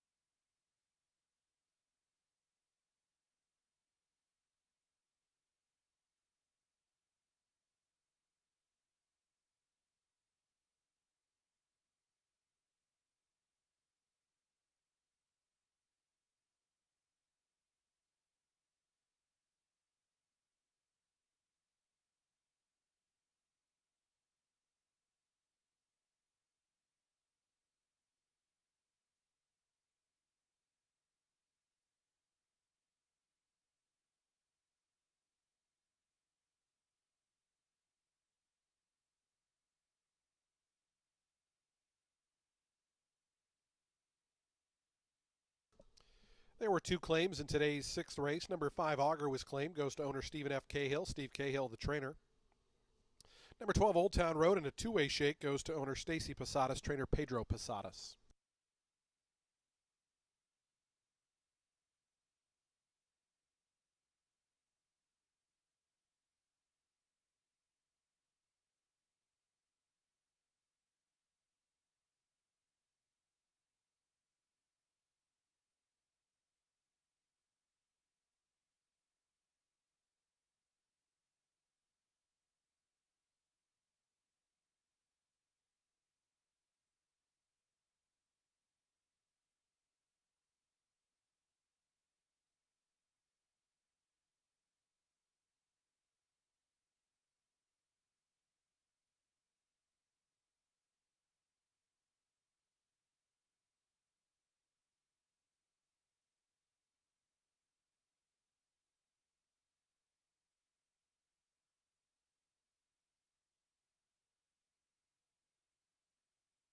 Race 7 is for fillies and mares 3 years old and up, which have never won 2 races other than maiden claiming starter or state bred, or which have never won 3 races, or an optional claiming price of $32,000.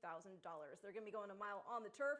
Looks to be a pretty hefty dose of speed in this race. The number 9, Silver Moonlight, she's got speed too, but she can also win from a rating position. That's just what she did last out in a first off the layup at Gulfstream Park for Saffie Joseph. She was actually a couple lengths back off a slow pace over ground listed as good, and then she kicked on to score by 3/4 of a length as the post time favorite. That was an optional 25 N1X.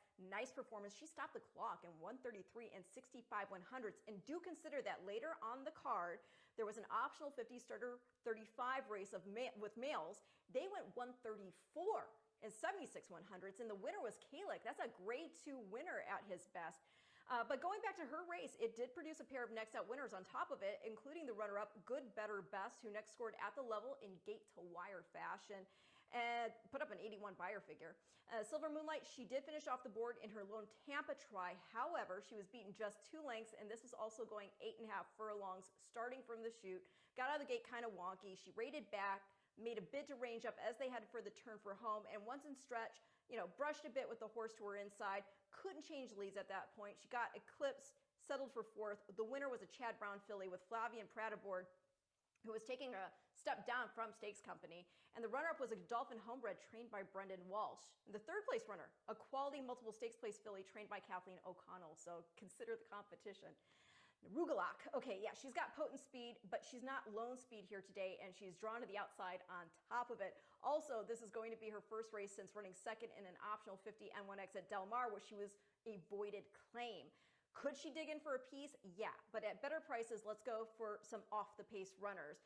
Filly who can sit close kick on in home stretch on top of it is the number 7, Any Port, bred, owned, and trained by Lamb South Roy Lerman. And whenever you see that name, you know that horse has a tremendous foundation and will be well spotted. And this girl, she has rewarded that horsemanship, finishing in the money in 13 of 24 starts, and specifically on this course in 5 of 8, including the last 2 times she ran here, both at the mile distance. She won an optional 40 N2X over Katie's a Lady in April of 24, and then ran second to a Primera Vista, who was able to wire in an optional 150. This year, Any Port has had 3 starts against Allowance Company at Saratoga, and most recently she got beat just a length after trying to roll up on a slow pace at the Meadowlands. Going to complete the top 3 with the number 8, that's Victoria's Dancer. She likes to close. Last time she ran on our turf course, she was well beaten, but that was in the grade 2 Hillsborough. As of late, she's been off the board her last 3 starts. One was off a layoff against beaten 30s at Colonial. There was a slow half. They then tried the Violet Stakes at Monmouth. She was 4th, but 2 3/4 lengths beaten. Last out, 5 3/4 lengths defeated in an optional 40 starter allowance. And she got out of the gate a bit odd that afternoon. And as the horse came out of the chute, she just got stymied back, it appeared. We'll see how she fares here back at Tampa and with what looks to be an honest pace to close into. So that'll be 9, 7, 8 in race 7.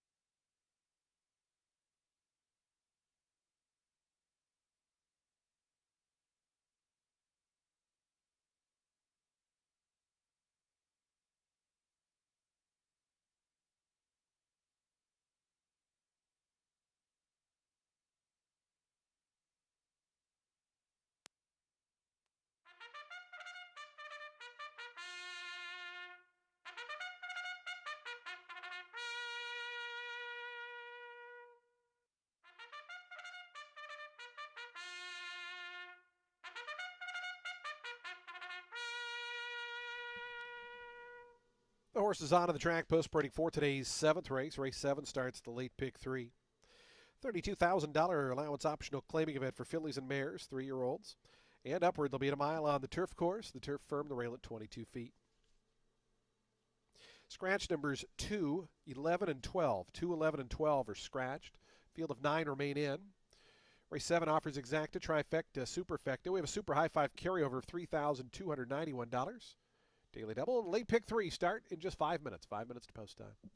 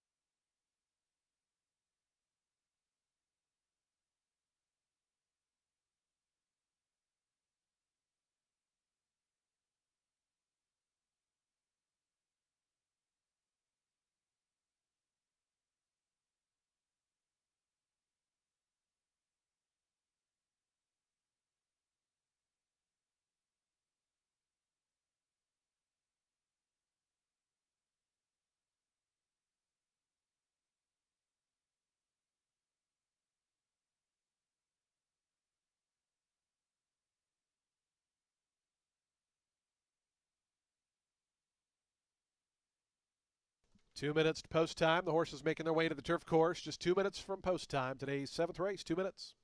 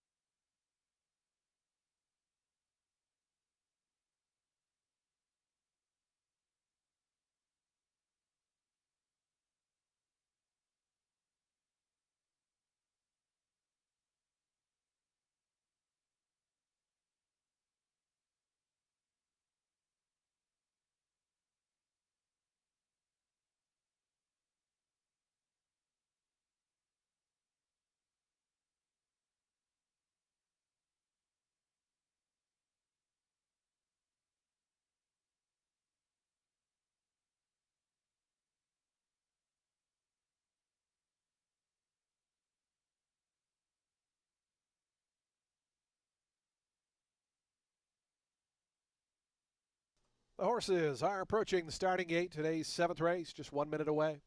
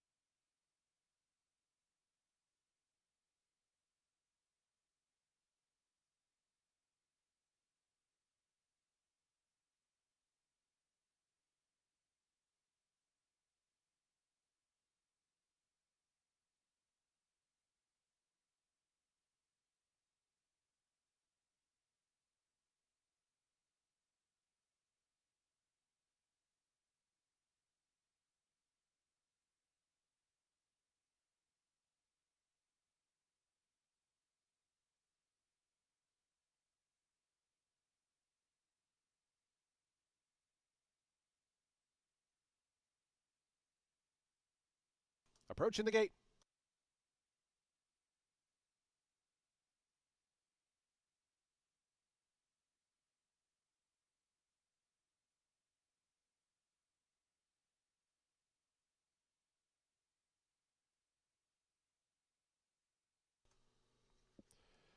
And the horses have reached the gate. It's post time. They're lining up now for today's 7th race. Late pick 3 time. Here on opening day. Field of 9 at the mile distance. Your favorite toward the outside, number 9, Silver Moonlight. Rugelach, the outside runner, is 5-2, your second choice. 9-2 on the 3, Duboff, who's coming forward. Here's Any Port moving up in the Lamb Stable colors for Roy Lerman.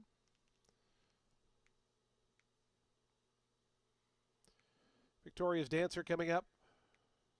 Princess Bettina to gate 4. Samuel Marin on board.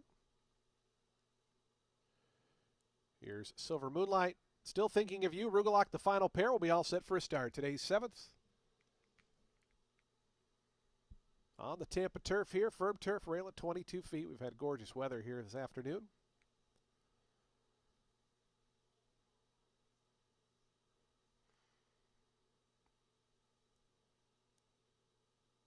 Still Thinking of You is still thinking about going in the gate. Now has done so. Rugelach, Edwin Gonzalez to the outside. Will be all set for his start.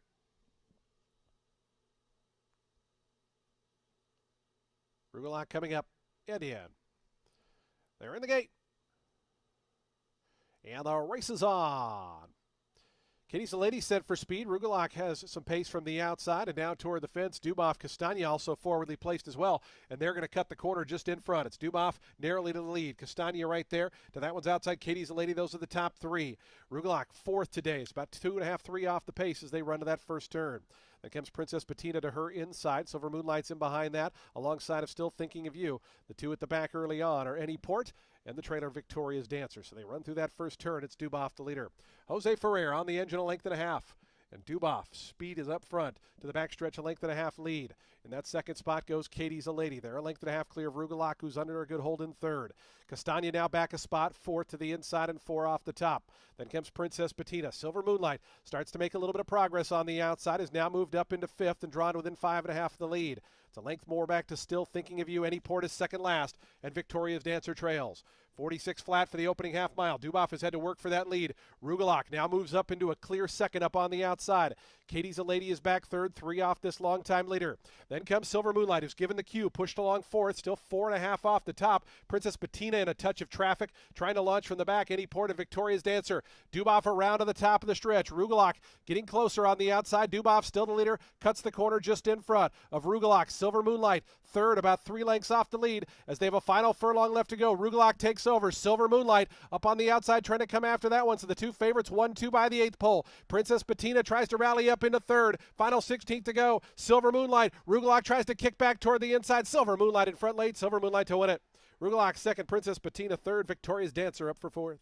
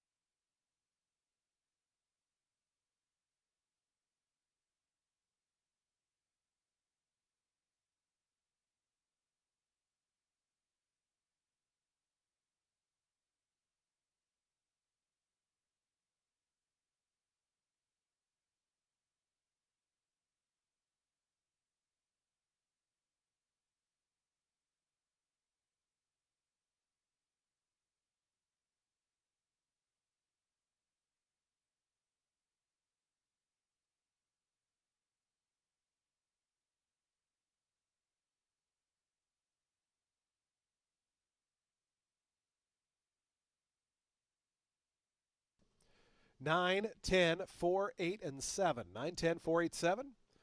First favorite of the day, Silver Moonlight, even money winner, 135.24 the final time. Please hold all tickets until results can be posted official.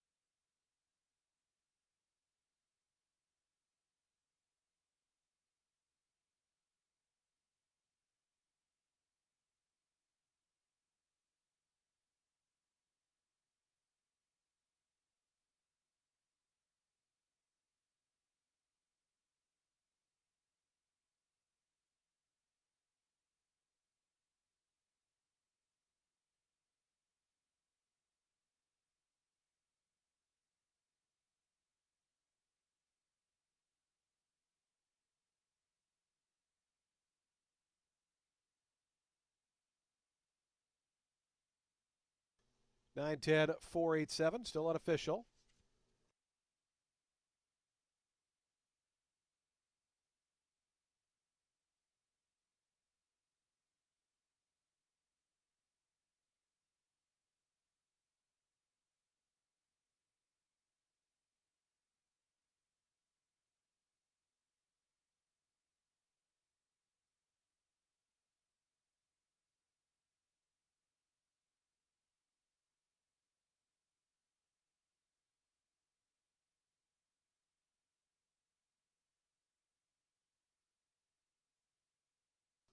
Prices on the board, $4 on the win. For Silver Moonlight, your even money favorite Victorious here.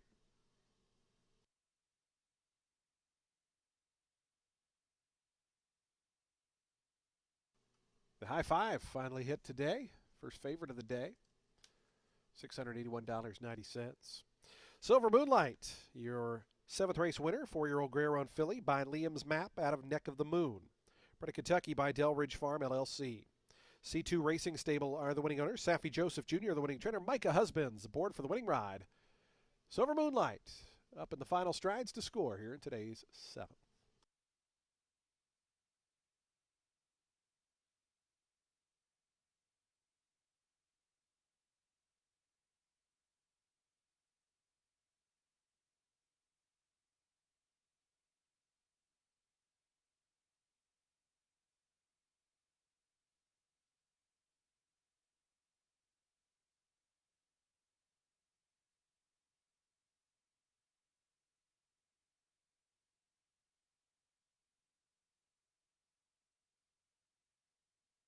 Prices on the board. The Exacta, $7.30. Trifecta, $16.60. Dime Super, $24.69. The Daily Double, $16.90. The Pick 3, $90.75. High Five, $681.90. Again, the Exacta, $7.30. Today's 8th race coming up next. We'll start the late Daily Double just 18 minutes away. Today's 8th race, scratch number 9. Riding a Dream, number 9 is out. Take note, number 6, P4, should be listed as a gelding. Number 6 is a gelding.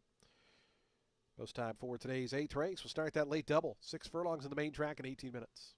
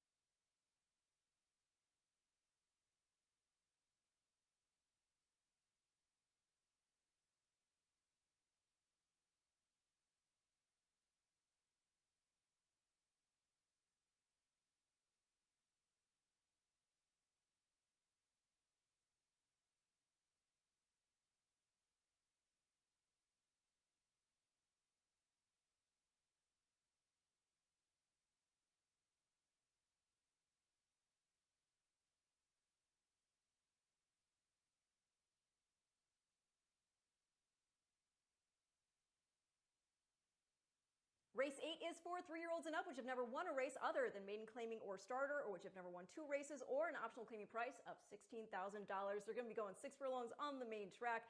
The number 1, Secret Empire, in for Bennett, and this boy could certainly use the rail draw to his advantage as he is fast. He's also gutty, and he'll fight back when challenged, as he did 2 back at Gulfstream against Allowance Company.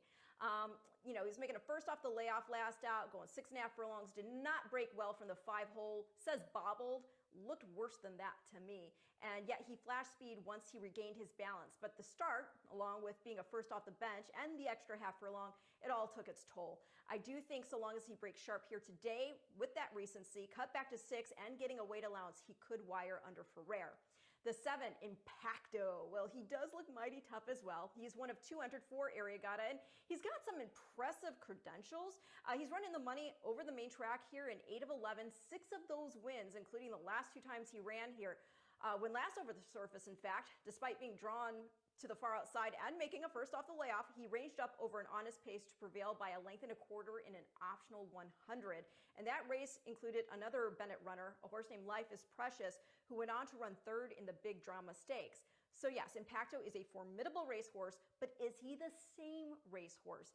He got beat 17 lengths last out, but hey, you could draw a line through it. That was an optional 40 N2X on the synthetic at Presque Isle back in September. He pressed, he folded.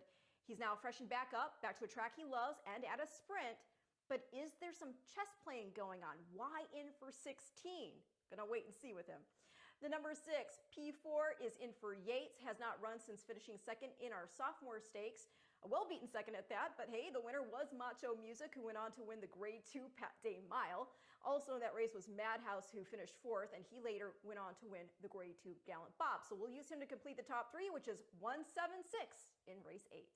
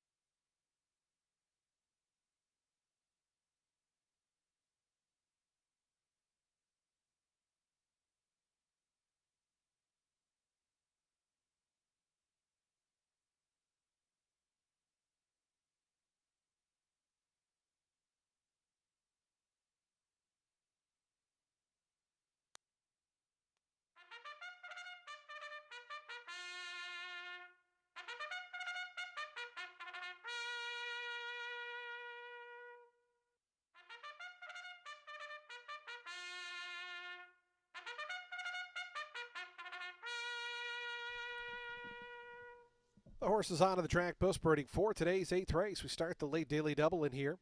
A $16,000 allowance optional claiming event for 3-year-olds and upward. They'll be at 6 furlongs on the fast main track. Scratch number 9. Number 9 is scratched. A field of 9 remain in. Take note, number 6 should be listed as a gelding. Race 8 offers daily double, exacta, trifecta, superfecta, and super high 5 wagering. They'll be at the post for the 8th in just 4 minutes. 4 minutes to post time.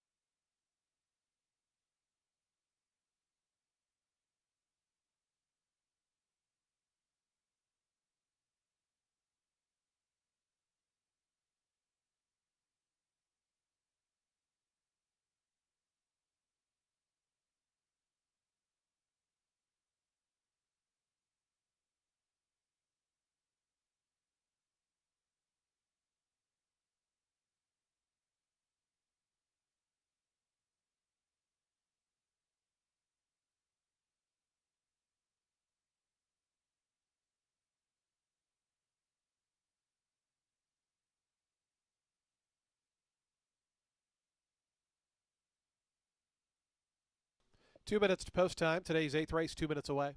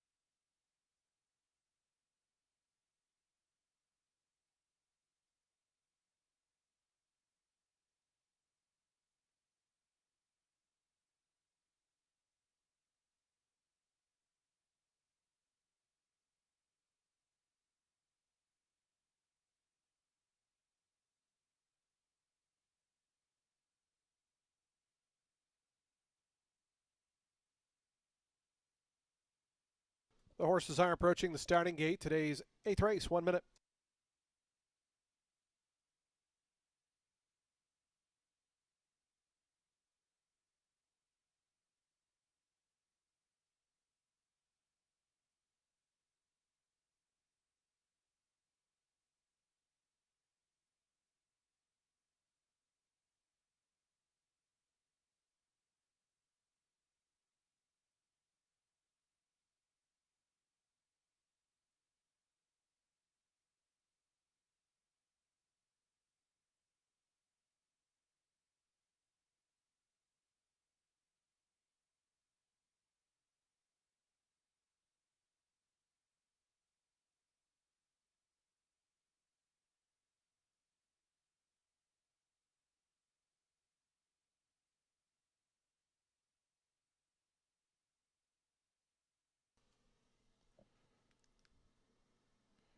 And the horses have reached the gate. It's post time. They're lining up now for today's 8 late double time here at Tampa on our opening day card.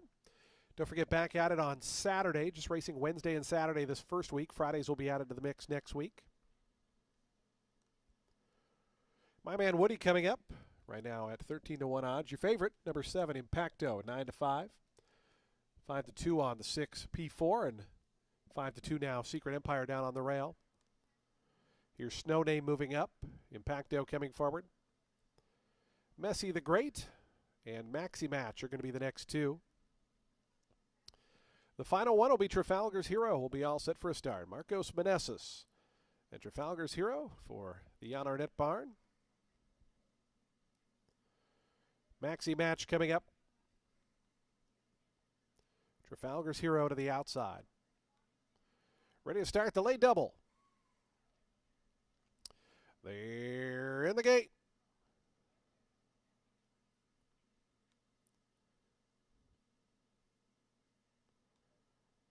And the race is on. A little bit of a hop there from Secret Empire toward the inside. Good start for Snow Name, who rockets right out to the front. Messi the Great was flashing some early speed with P4 right there. Maxi Match out wide. Now Secret Empire trying to re-rally after the slow beginning is up to 6 now. His way out wide, Trafalgar's Hero is 5th. After that comes a My Satisfaction, and it's about 5 more back to My Man Woody, who is the early trailer. Snow Name, that lead was short-lived, though. Messi the Great coming up after that one, along with Impacto and P4. Trafalgar's Hero out wide, coming up to join that second flight between horses. Maxi Match, they're racing in 2 pairs of 3 up front. It's 2 more back to Secret Empire, who's racing in 7th. Then comes My Satisfaction. Long last, still My Man Woody. 3 across the track, 22.32 the opening quarter. Impacto out 3 wide. Down to the fence is Messi the Great. Between them, P4, Trafalgar's Hero trying to join them up on the outside. It's Impacto just narrowly in front of P4, who battles on. Messi the Great stays down toward the fence. Trafalgar's Hero down the far outside. Snow Name trying to re-rally. Then comes Secret Empire. Far outside, My Satisfaction is trying to rev the engine. Impacto by the 8th pole. The lead's 2.5. Secret Empire now starting to let loose down the far outside. Trying to reel in this leader. Here comes Secret Empire. Secret Empire charging from off the pace to win it. Secret Empire give Jose Ferrer 2. Impacto was second. Third went to My Satisfaction, then Trafalgar's Hero.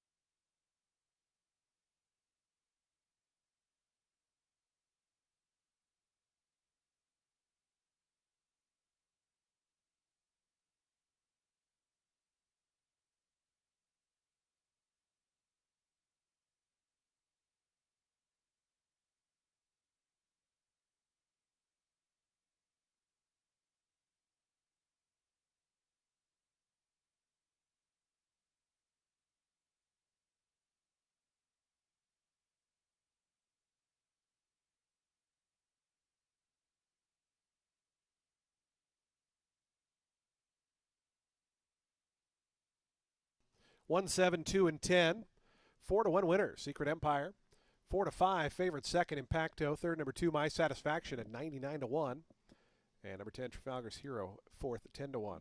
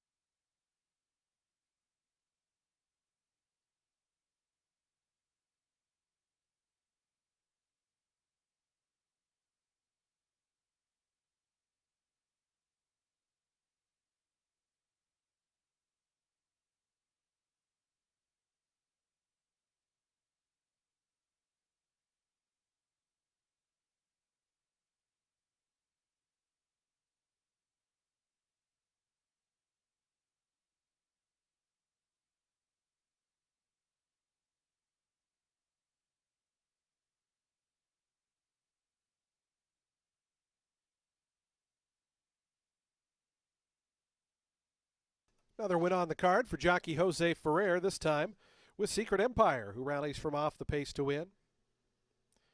4-year-old Bay Gelding by Chitu out of Charging Lil was bred in Florida by Queen Farm LLC. Winning Stables Incorporated, the winning owners, Gerald Bennett, the winning trainer, Jose Ferrer, aboard for the winning ride. Secret Empire, 4-1 win.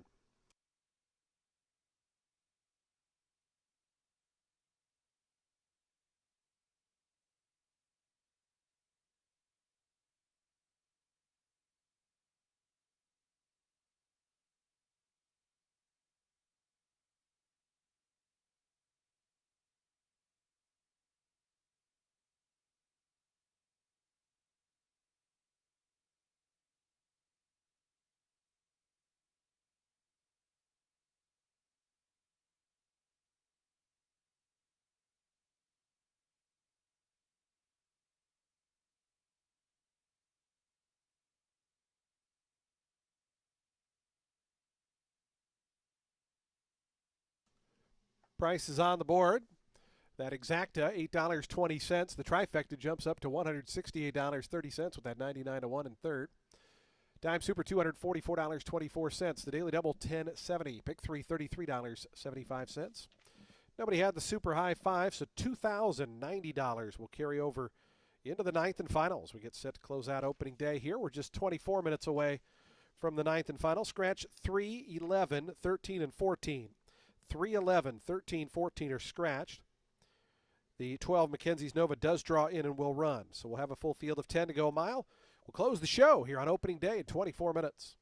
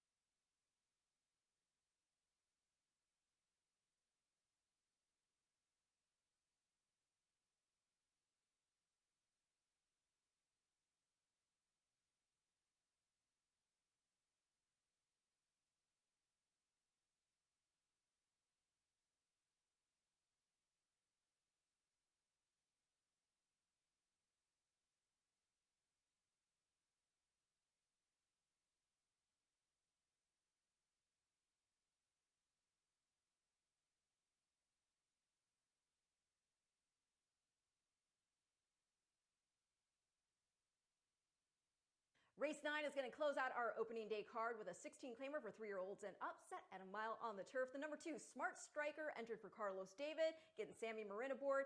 Had a traffic trouble trip last out against Optional Company on the synthetic at Gulfstream, and that was off a 2 1/4 length of feet going a mile in an optional 50, starter 35 on the turf there. The other 2 turf starts he had at Gulfstream prior to that, solid. Off a win in the optional 20 N1 X condition going 7.5 furlongs, he got beat just a half length at the level, going a mile as the post-time favorite. The winner was Private Thoughts, who then proceeded to win 2 more, making it a natural hat trick, including a score at the 70K handicap level, earning an 87 buyer figure, and then he was just a neck shy of making it 4 in a row as he tried that level again, just missed, put up a 91 buyer for that effort, however. The number 9, Eldest Son. Okay, this is another scenario where we've got a formidable looking horse dropped in for the claim. Based on the work tab, it certainly appears, whatever the reason for risking the slip being dropped, he has been working lights out and steadily along. I know he was well beaten last out, but that was an optional 80 and 2X on the good going at Kentucky Downs. Start before that, he was a speed and fade off the layoff on the dirt in a 70K handicap. And last time he'd been on the turf prior to that, he won an optional 62 at Gulfstream and over some good horses like Grand Mo the First, who was in there off a neck beat to Deterministic in the Grade 3 Virginia Derby. That all being stated, when he came back from that layoff, he was a speed and fade on the dirt, a surface on which he's also pretty adept. And then there was that Kentucky start. So I would make the excuses for both of those again if the connections were, but it doesn't look like they're doing that because he's in for 16 off more time away. But then again, there's the work tab, so we'll use them, but just not on top at a short price. I do respect Eddie the Great, who's starting for Bennett, but I'm going to complete the top 3 with a horse with more recency. That is the number 7, Spanish Noble. He's run in the money on this course in 7 of 12. He's proven game against some of these boys in the past. He just missed by a length last out at the Meadowlands against Allowance Company after rolling wide and from double-digit lengths back. The winner was a Chad Brown trainee who had an inside trip. And the last time that Spanish Noble ran here, he got beat just a neck going a mile at this level and by a stablemate. So I'm going to go 2-9-7 in race 9, and I'll see you back here on Saturday.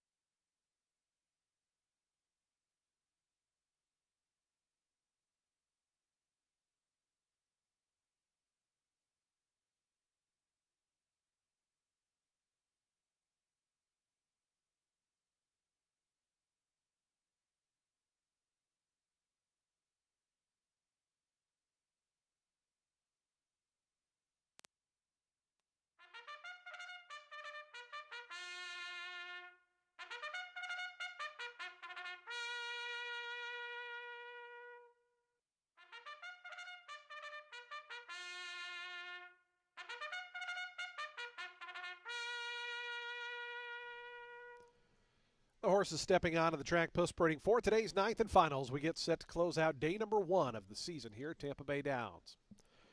A field of 10 set to go on turf at a mile. The turf firm, the rail at 22 feet. This is a $16,000 claiming event for 3-year-olds and upward. Scratch 3, 11, 13, and 14. Scratch 3, 11, 13, 14. Do take note the number 12, Mackenzie's Nova, does draw in and will run. Number 12 will run.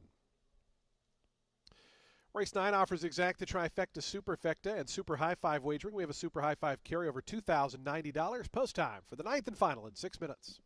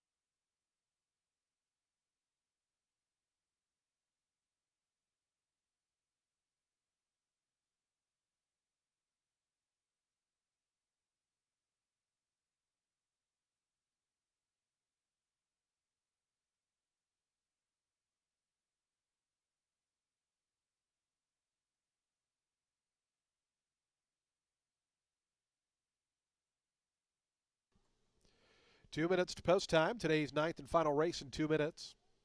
Fans, just a reminder, today's ninth race does wrap up live racing here at Tampa Bay Downs. Live racing returns on Saturday. Again, our next day of racing Saturday. Just racing Wednesday, Saturday this first week. Next week will be Wednesday, Friday, and Saturday, and Sundays will join the mix right before the Christmas holiday. Simulcasting continues downstairs. Of course, Poker and Silk's Poker Room on the 3rd floor.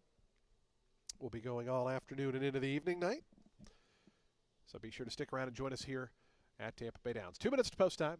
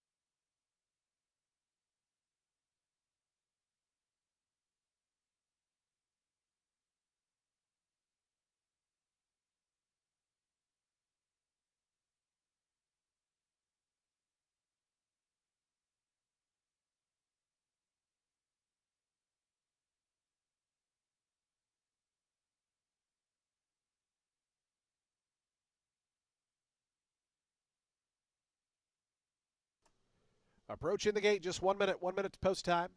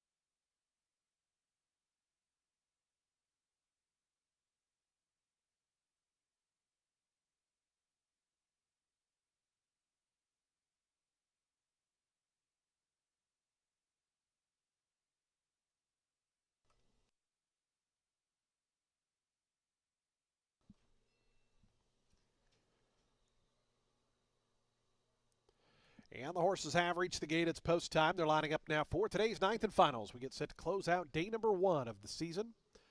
Back at it on Saturday here at Tampa Bay Downs. Well, it looks like they might be doing another quick lap here.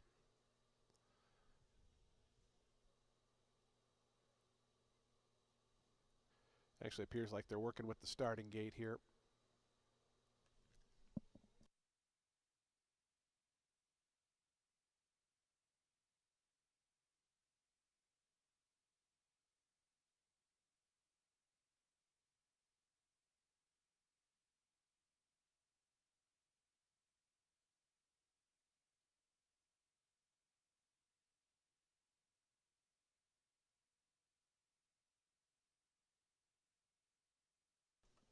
Again, just a slight delay here. Looks like they're working on something with the starting gate.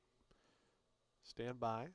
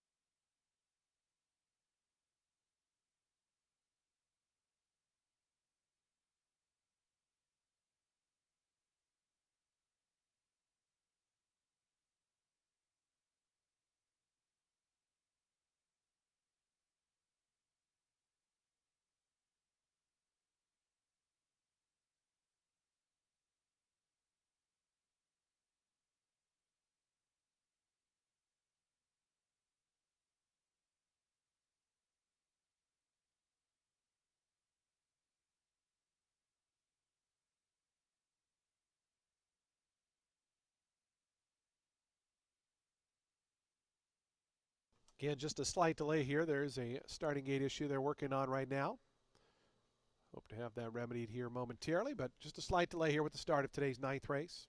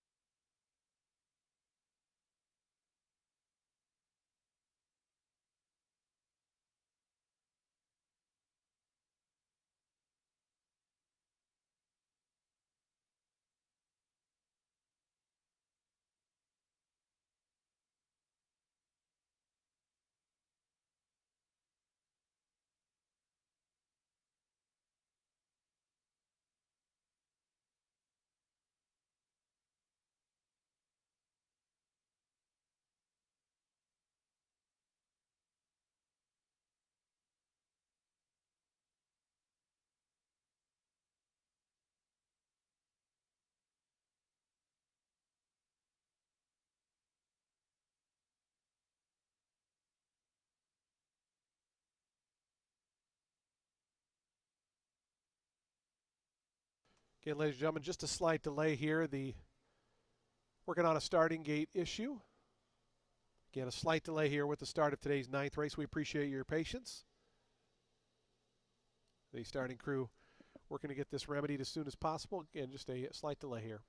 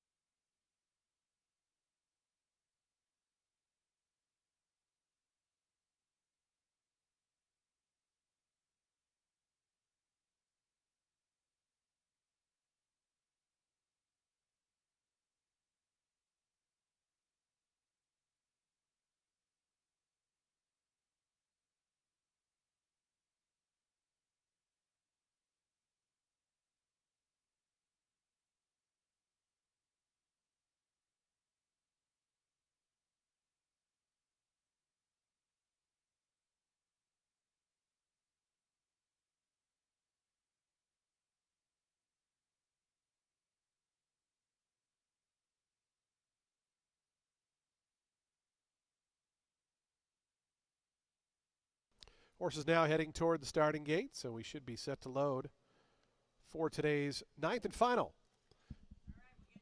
Appreciate your patience and understanding. 3-2 favorite here, number 9, Eldest Son. Dylan Ramsey and Miguel Vasquez looking to win the finale here. 3-1 on the 2, Smart Striker. Then it's out to 6-1 for numbers 1, 5, and 7. Field loading in here. Eddie the Great's gone in. Spanish Noble moving forward. Smart Striker is next. Ready to put a bow on day number 1. 89 more to go. We hope you'll join us throughout the winter and spring season here at Tampa Bay Downs. Eldest Son moves in. Max's Map coming forward.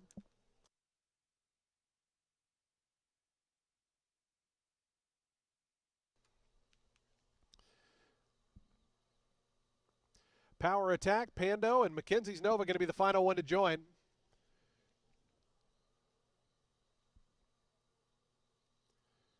And just about set for a start. Two-step and Klukie's in. Mackenzie's Nova to the outside. They're in the gate. And the race is on. Caught him in a very good line. Power Attack in the center was out well, as was Two-Step and Klukie. Coming through down to their inside is Max's Map in the orange colors. Those three line up as they bend into the stretch. It's going to be Max's Map to take the initiative, cut the corner, length and a half in front of Power Attack. Now here's Mackenzie's Nova up on the outside to join that one in second. In behind them, Two-Step and Klukie. Smart Striker stays toward the inside. Eldest Son 3 deep as they run into that turn. Spanish Noble got over toward the inside. Right to that one's outside is Jailhouse Justice. The 2 at the back earlier, Pando and Eddie the Great, as the 10 of them only separated about 8 lengths as they work toward the back stretch. Max's Map is the leader. 22.82 seconds for Max's Map. Mackenzie's Nova, long shot up into that second position. Length and a half more, back 2. Power Attack, who's down on the inside of Eldest Son. Two-Step and Klukie right between them. Those 3 lining up as they really try to slack the pace up top.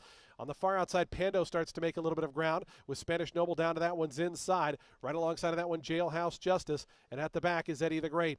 Now just 7 lengths front to back as they work toward that far turn. 47.59 seconds was the opening half-mile time. Max's Map. Mackenzie's Nova confronts that one, and here's Eldest Son sweeping up 3 wide from third. Eldest Son trying to come after Mackenzie's Nova, who puts a nose in front. Max's Map tries to battle on. Meanwhile, Power Attack looms just in behind them. Two-Step and Klukie. Spanish Noble going to stay toward the inside. Eddie the Great trying to wind it up from the back. They turn into the stretch. Here's Eldest Son up to grab the lead. Eldest Son the leader. In behind horses, Spanish Noble, Power Attack. They're trying to gain with Eddie the Great out wide. Up on the front end, Eldest Son lugged in a little bit. Here's Eddie the Great starting to run up after him with Power Attack between him. Eddie the Great on the outside. Eldest Son tries to kick back to the inside. These are the 2. Photo finish. It's between Eldest Son and Eddie the Great. Power Attack had to settle for third.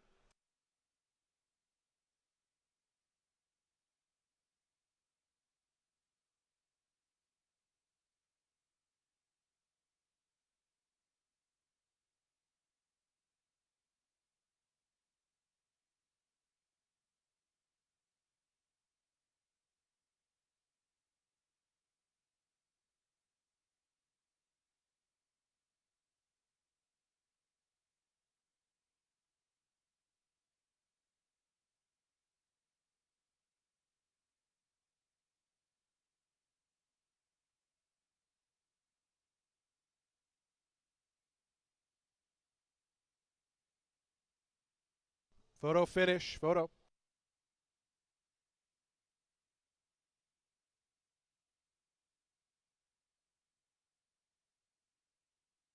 Stewards have posted the inquiry sign. It does involve the number 9, eldest son in the home stretch. Again, Stewards looking at the home stretch run.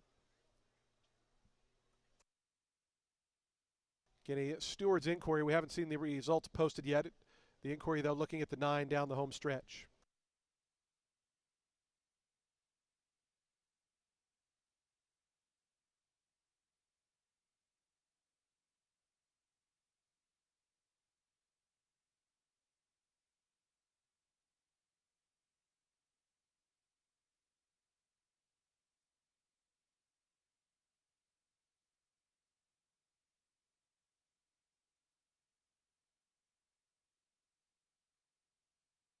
Unofficial results posted 9-1, 5 and 7. 9-1, 5 and 7. Unofficial order posted. Again, a Stewards inquiry, though, looking into the stretch run. We will have the head-on and pan replays coming up here. Here's the head-on right now.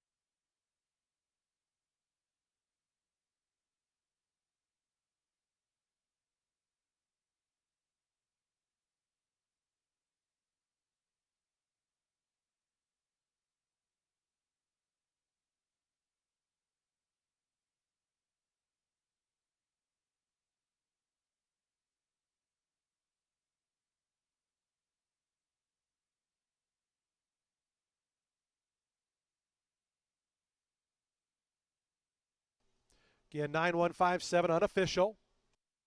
Stewards inquiry in progress, looking at the stretch run involving the unofficial winner, the 9.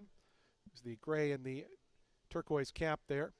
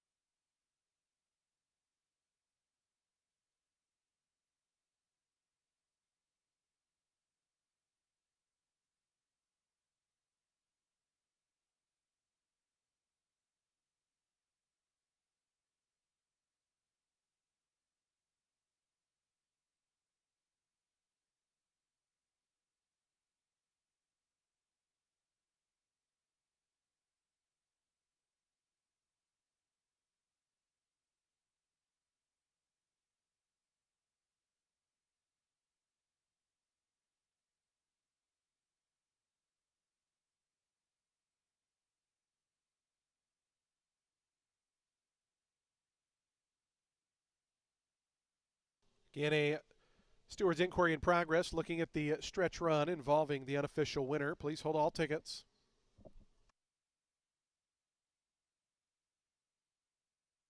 Again, 9-1-5-7-2, the unofficial order.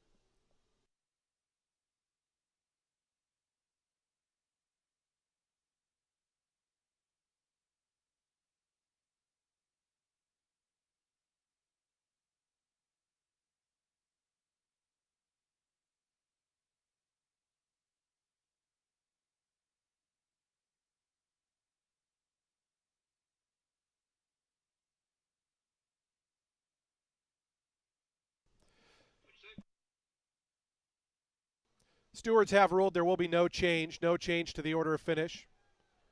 Results will stand as is, 9-1-5-7-2. Will go official shortly.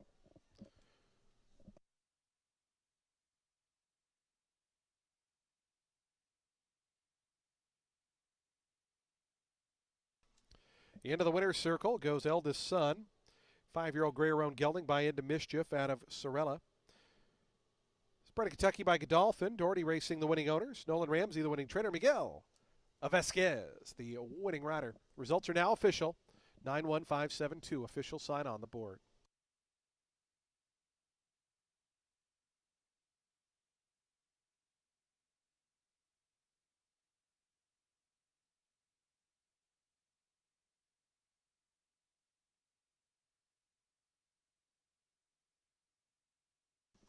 Results are now official. Prices on the tote board. $560 on the win for eldest son. The trifecta, 915, returns $48.80. The exacta, $19.10. Late double, $13.10. Late pick 3, $16.50. Late pick 4, $107.30. Late pick 5, $1,197.30. 6 of 6 in the ultimate 6 gets you at $1,969. That same amount will carry over as there were more than one winning ticket. So that will carry over to Saturday, $1,969.74. And the high 5, $1,423.20 was hit. Folks, that does wrap up live racing here at Tampa Bay Downs for this Wednesday. We thank you for joining us on opening day. Hope you make plans to join us when live racing returns on Saturday. First post at just after 12 noon. Simulcasting continues on the main line. Of course, poker at Silk's Poker Room on the 3rd floor of our facility. Don't forget to stick around Legends Bar and have a post-race beverage with us. Again, some great simulcast action continuing downstairs. Reminder, live racing back on Saturday this week. Next week will be Wednesday, Friday, Saturday. But until then, we'll see you back Saturday for live racing. We wish you a pleasant good evening, a safe drive home. And thank you so much for joining us as we kick off our 100th anniversary season here at Tampa Bay Downs. Good night, everyone, from Tampa.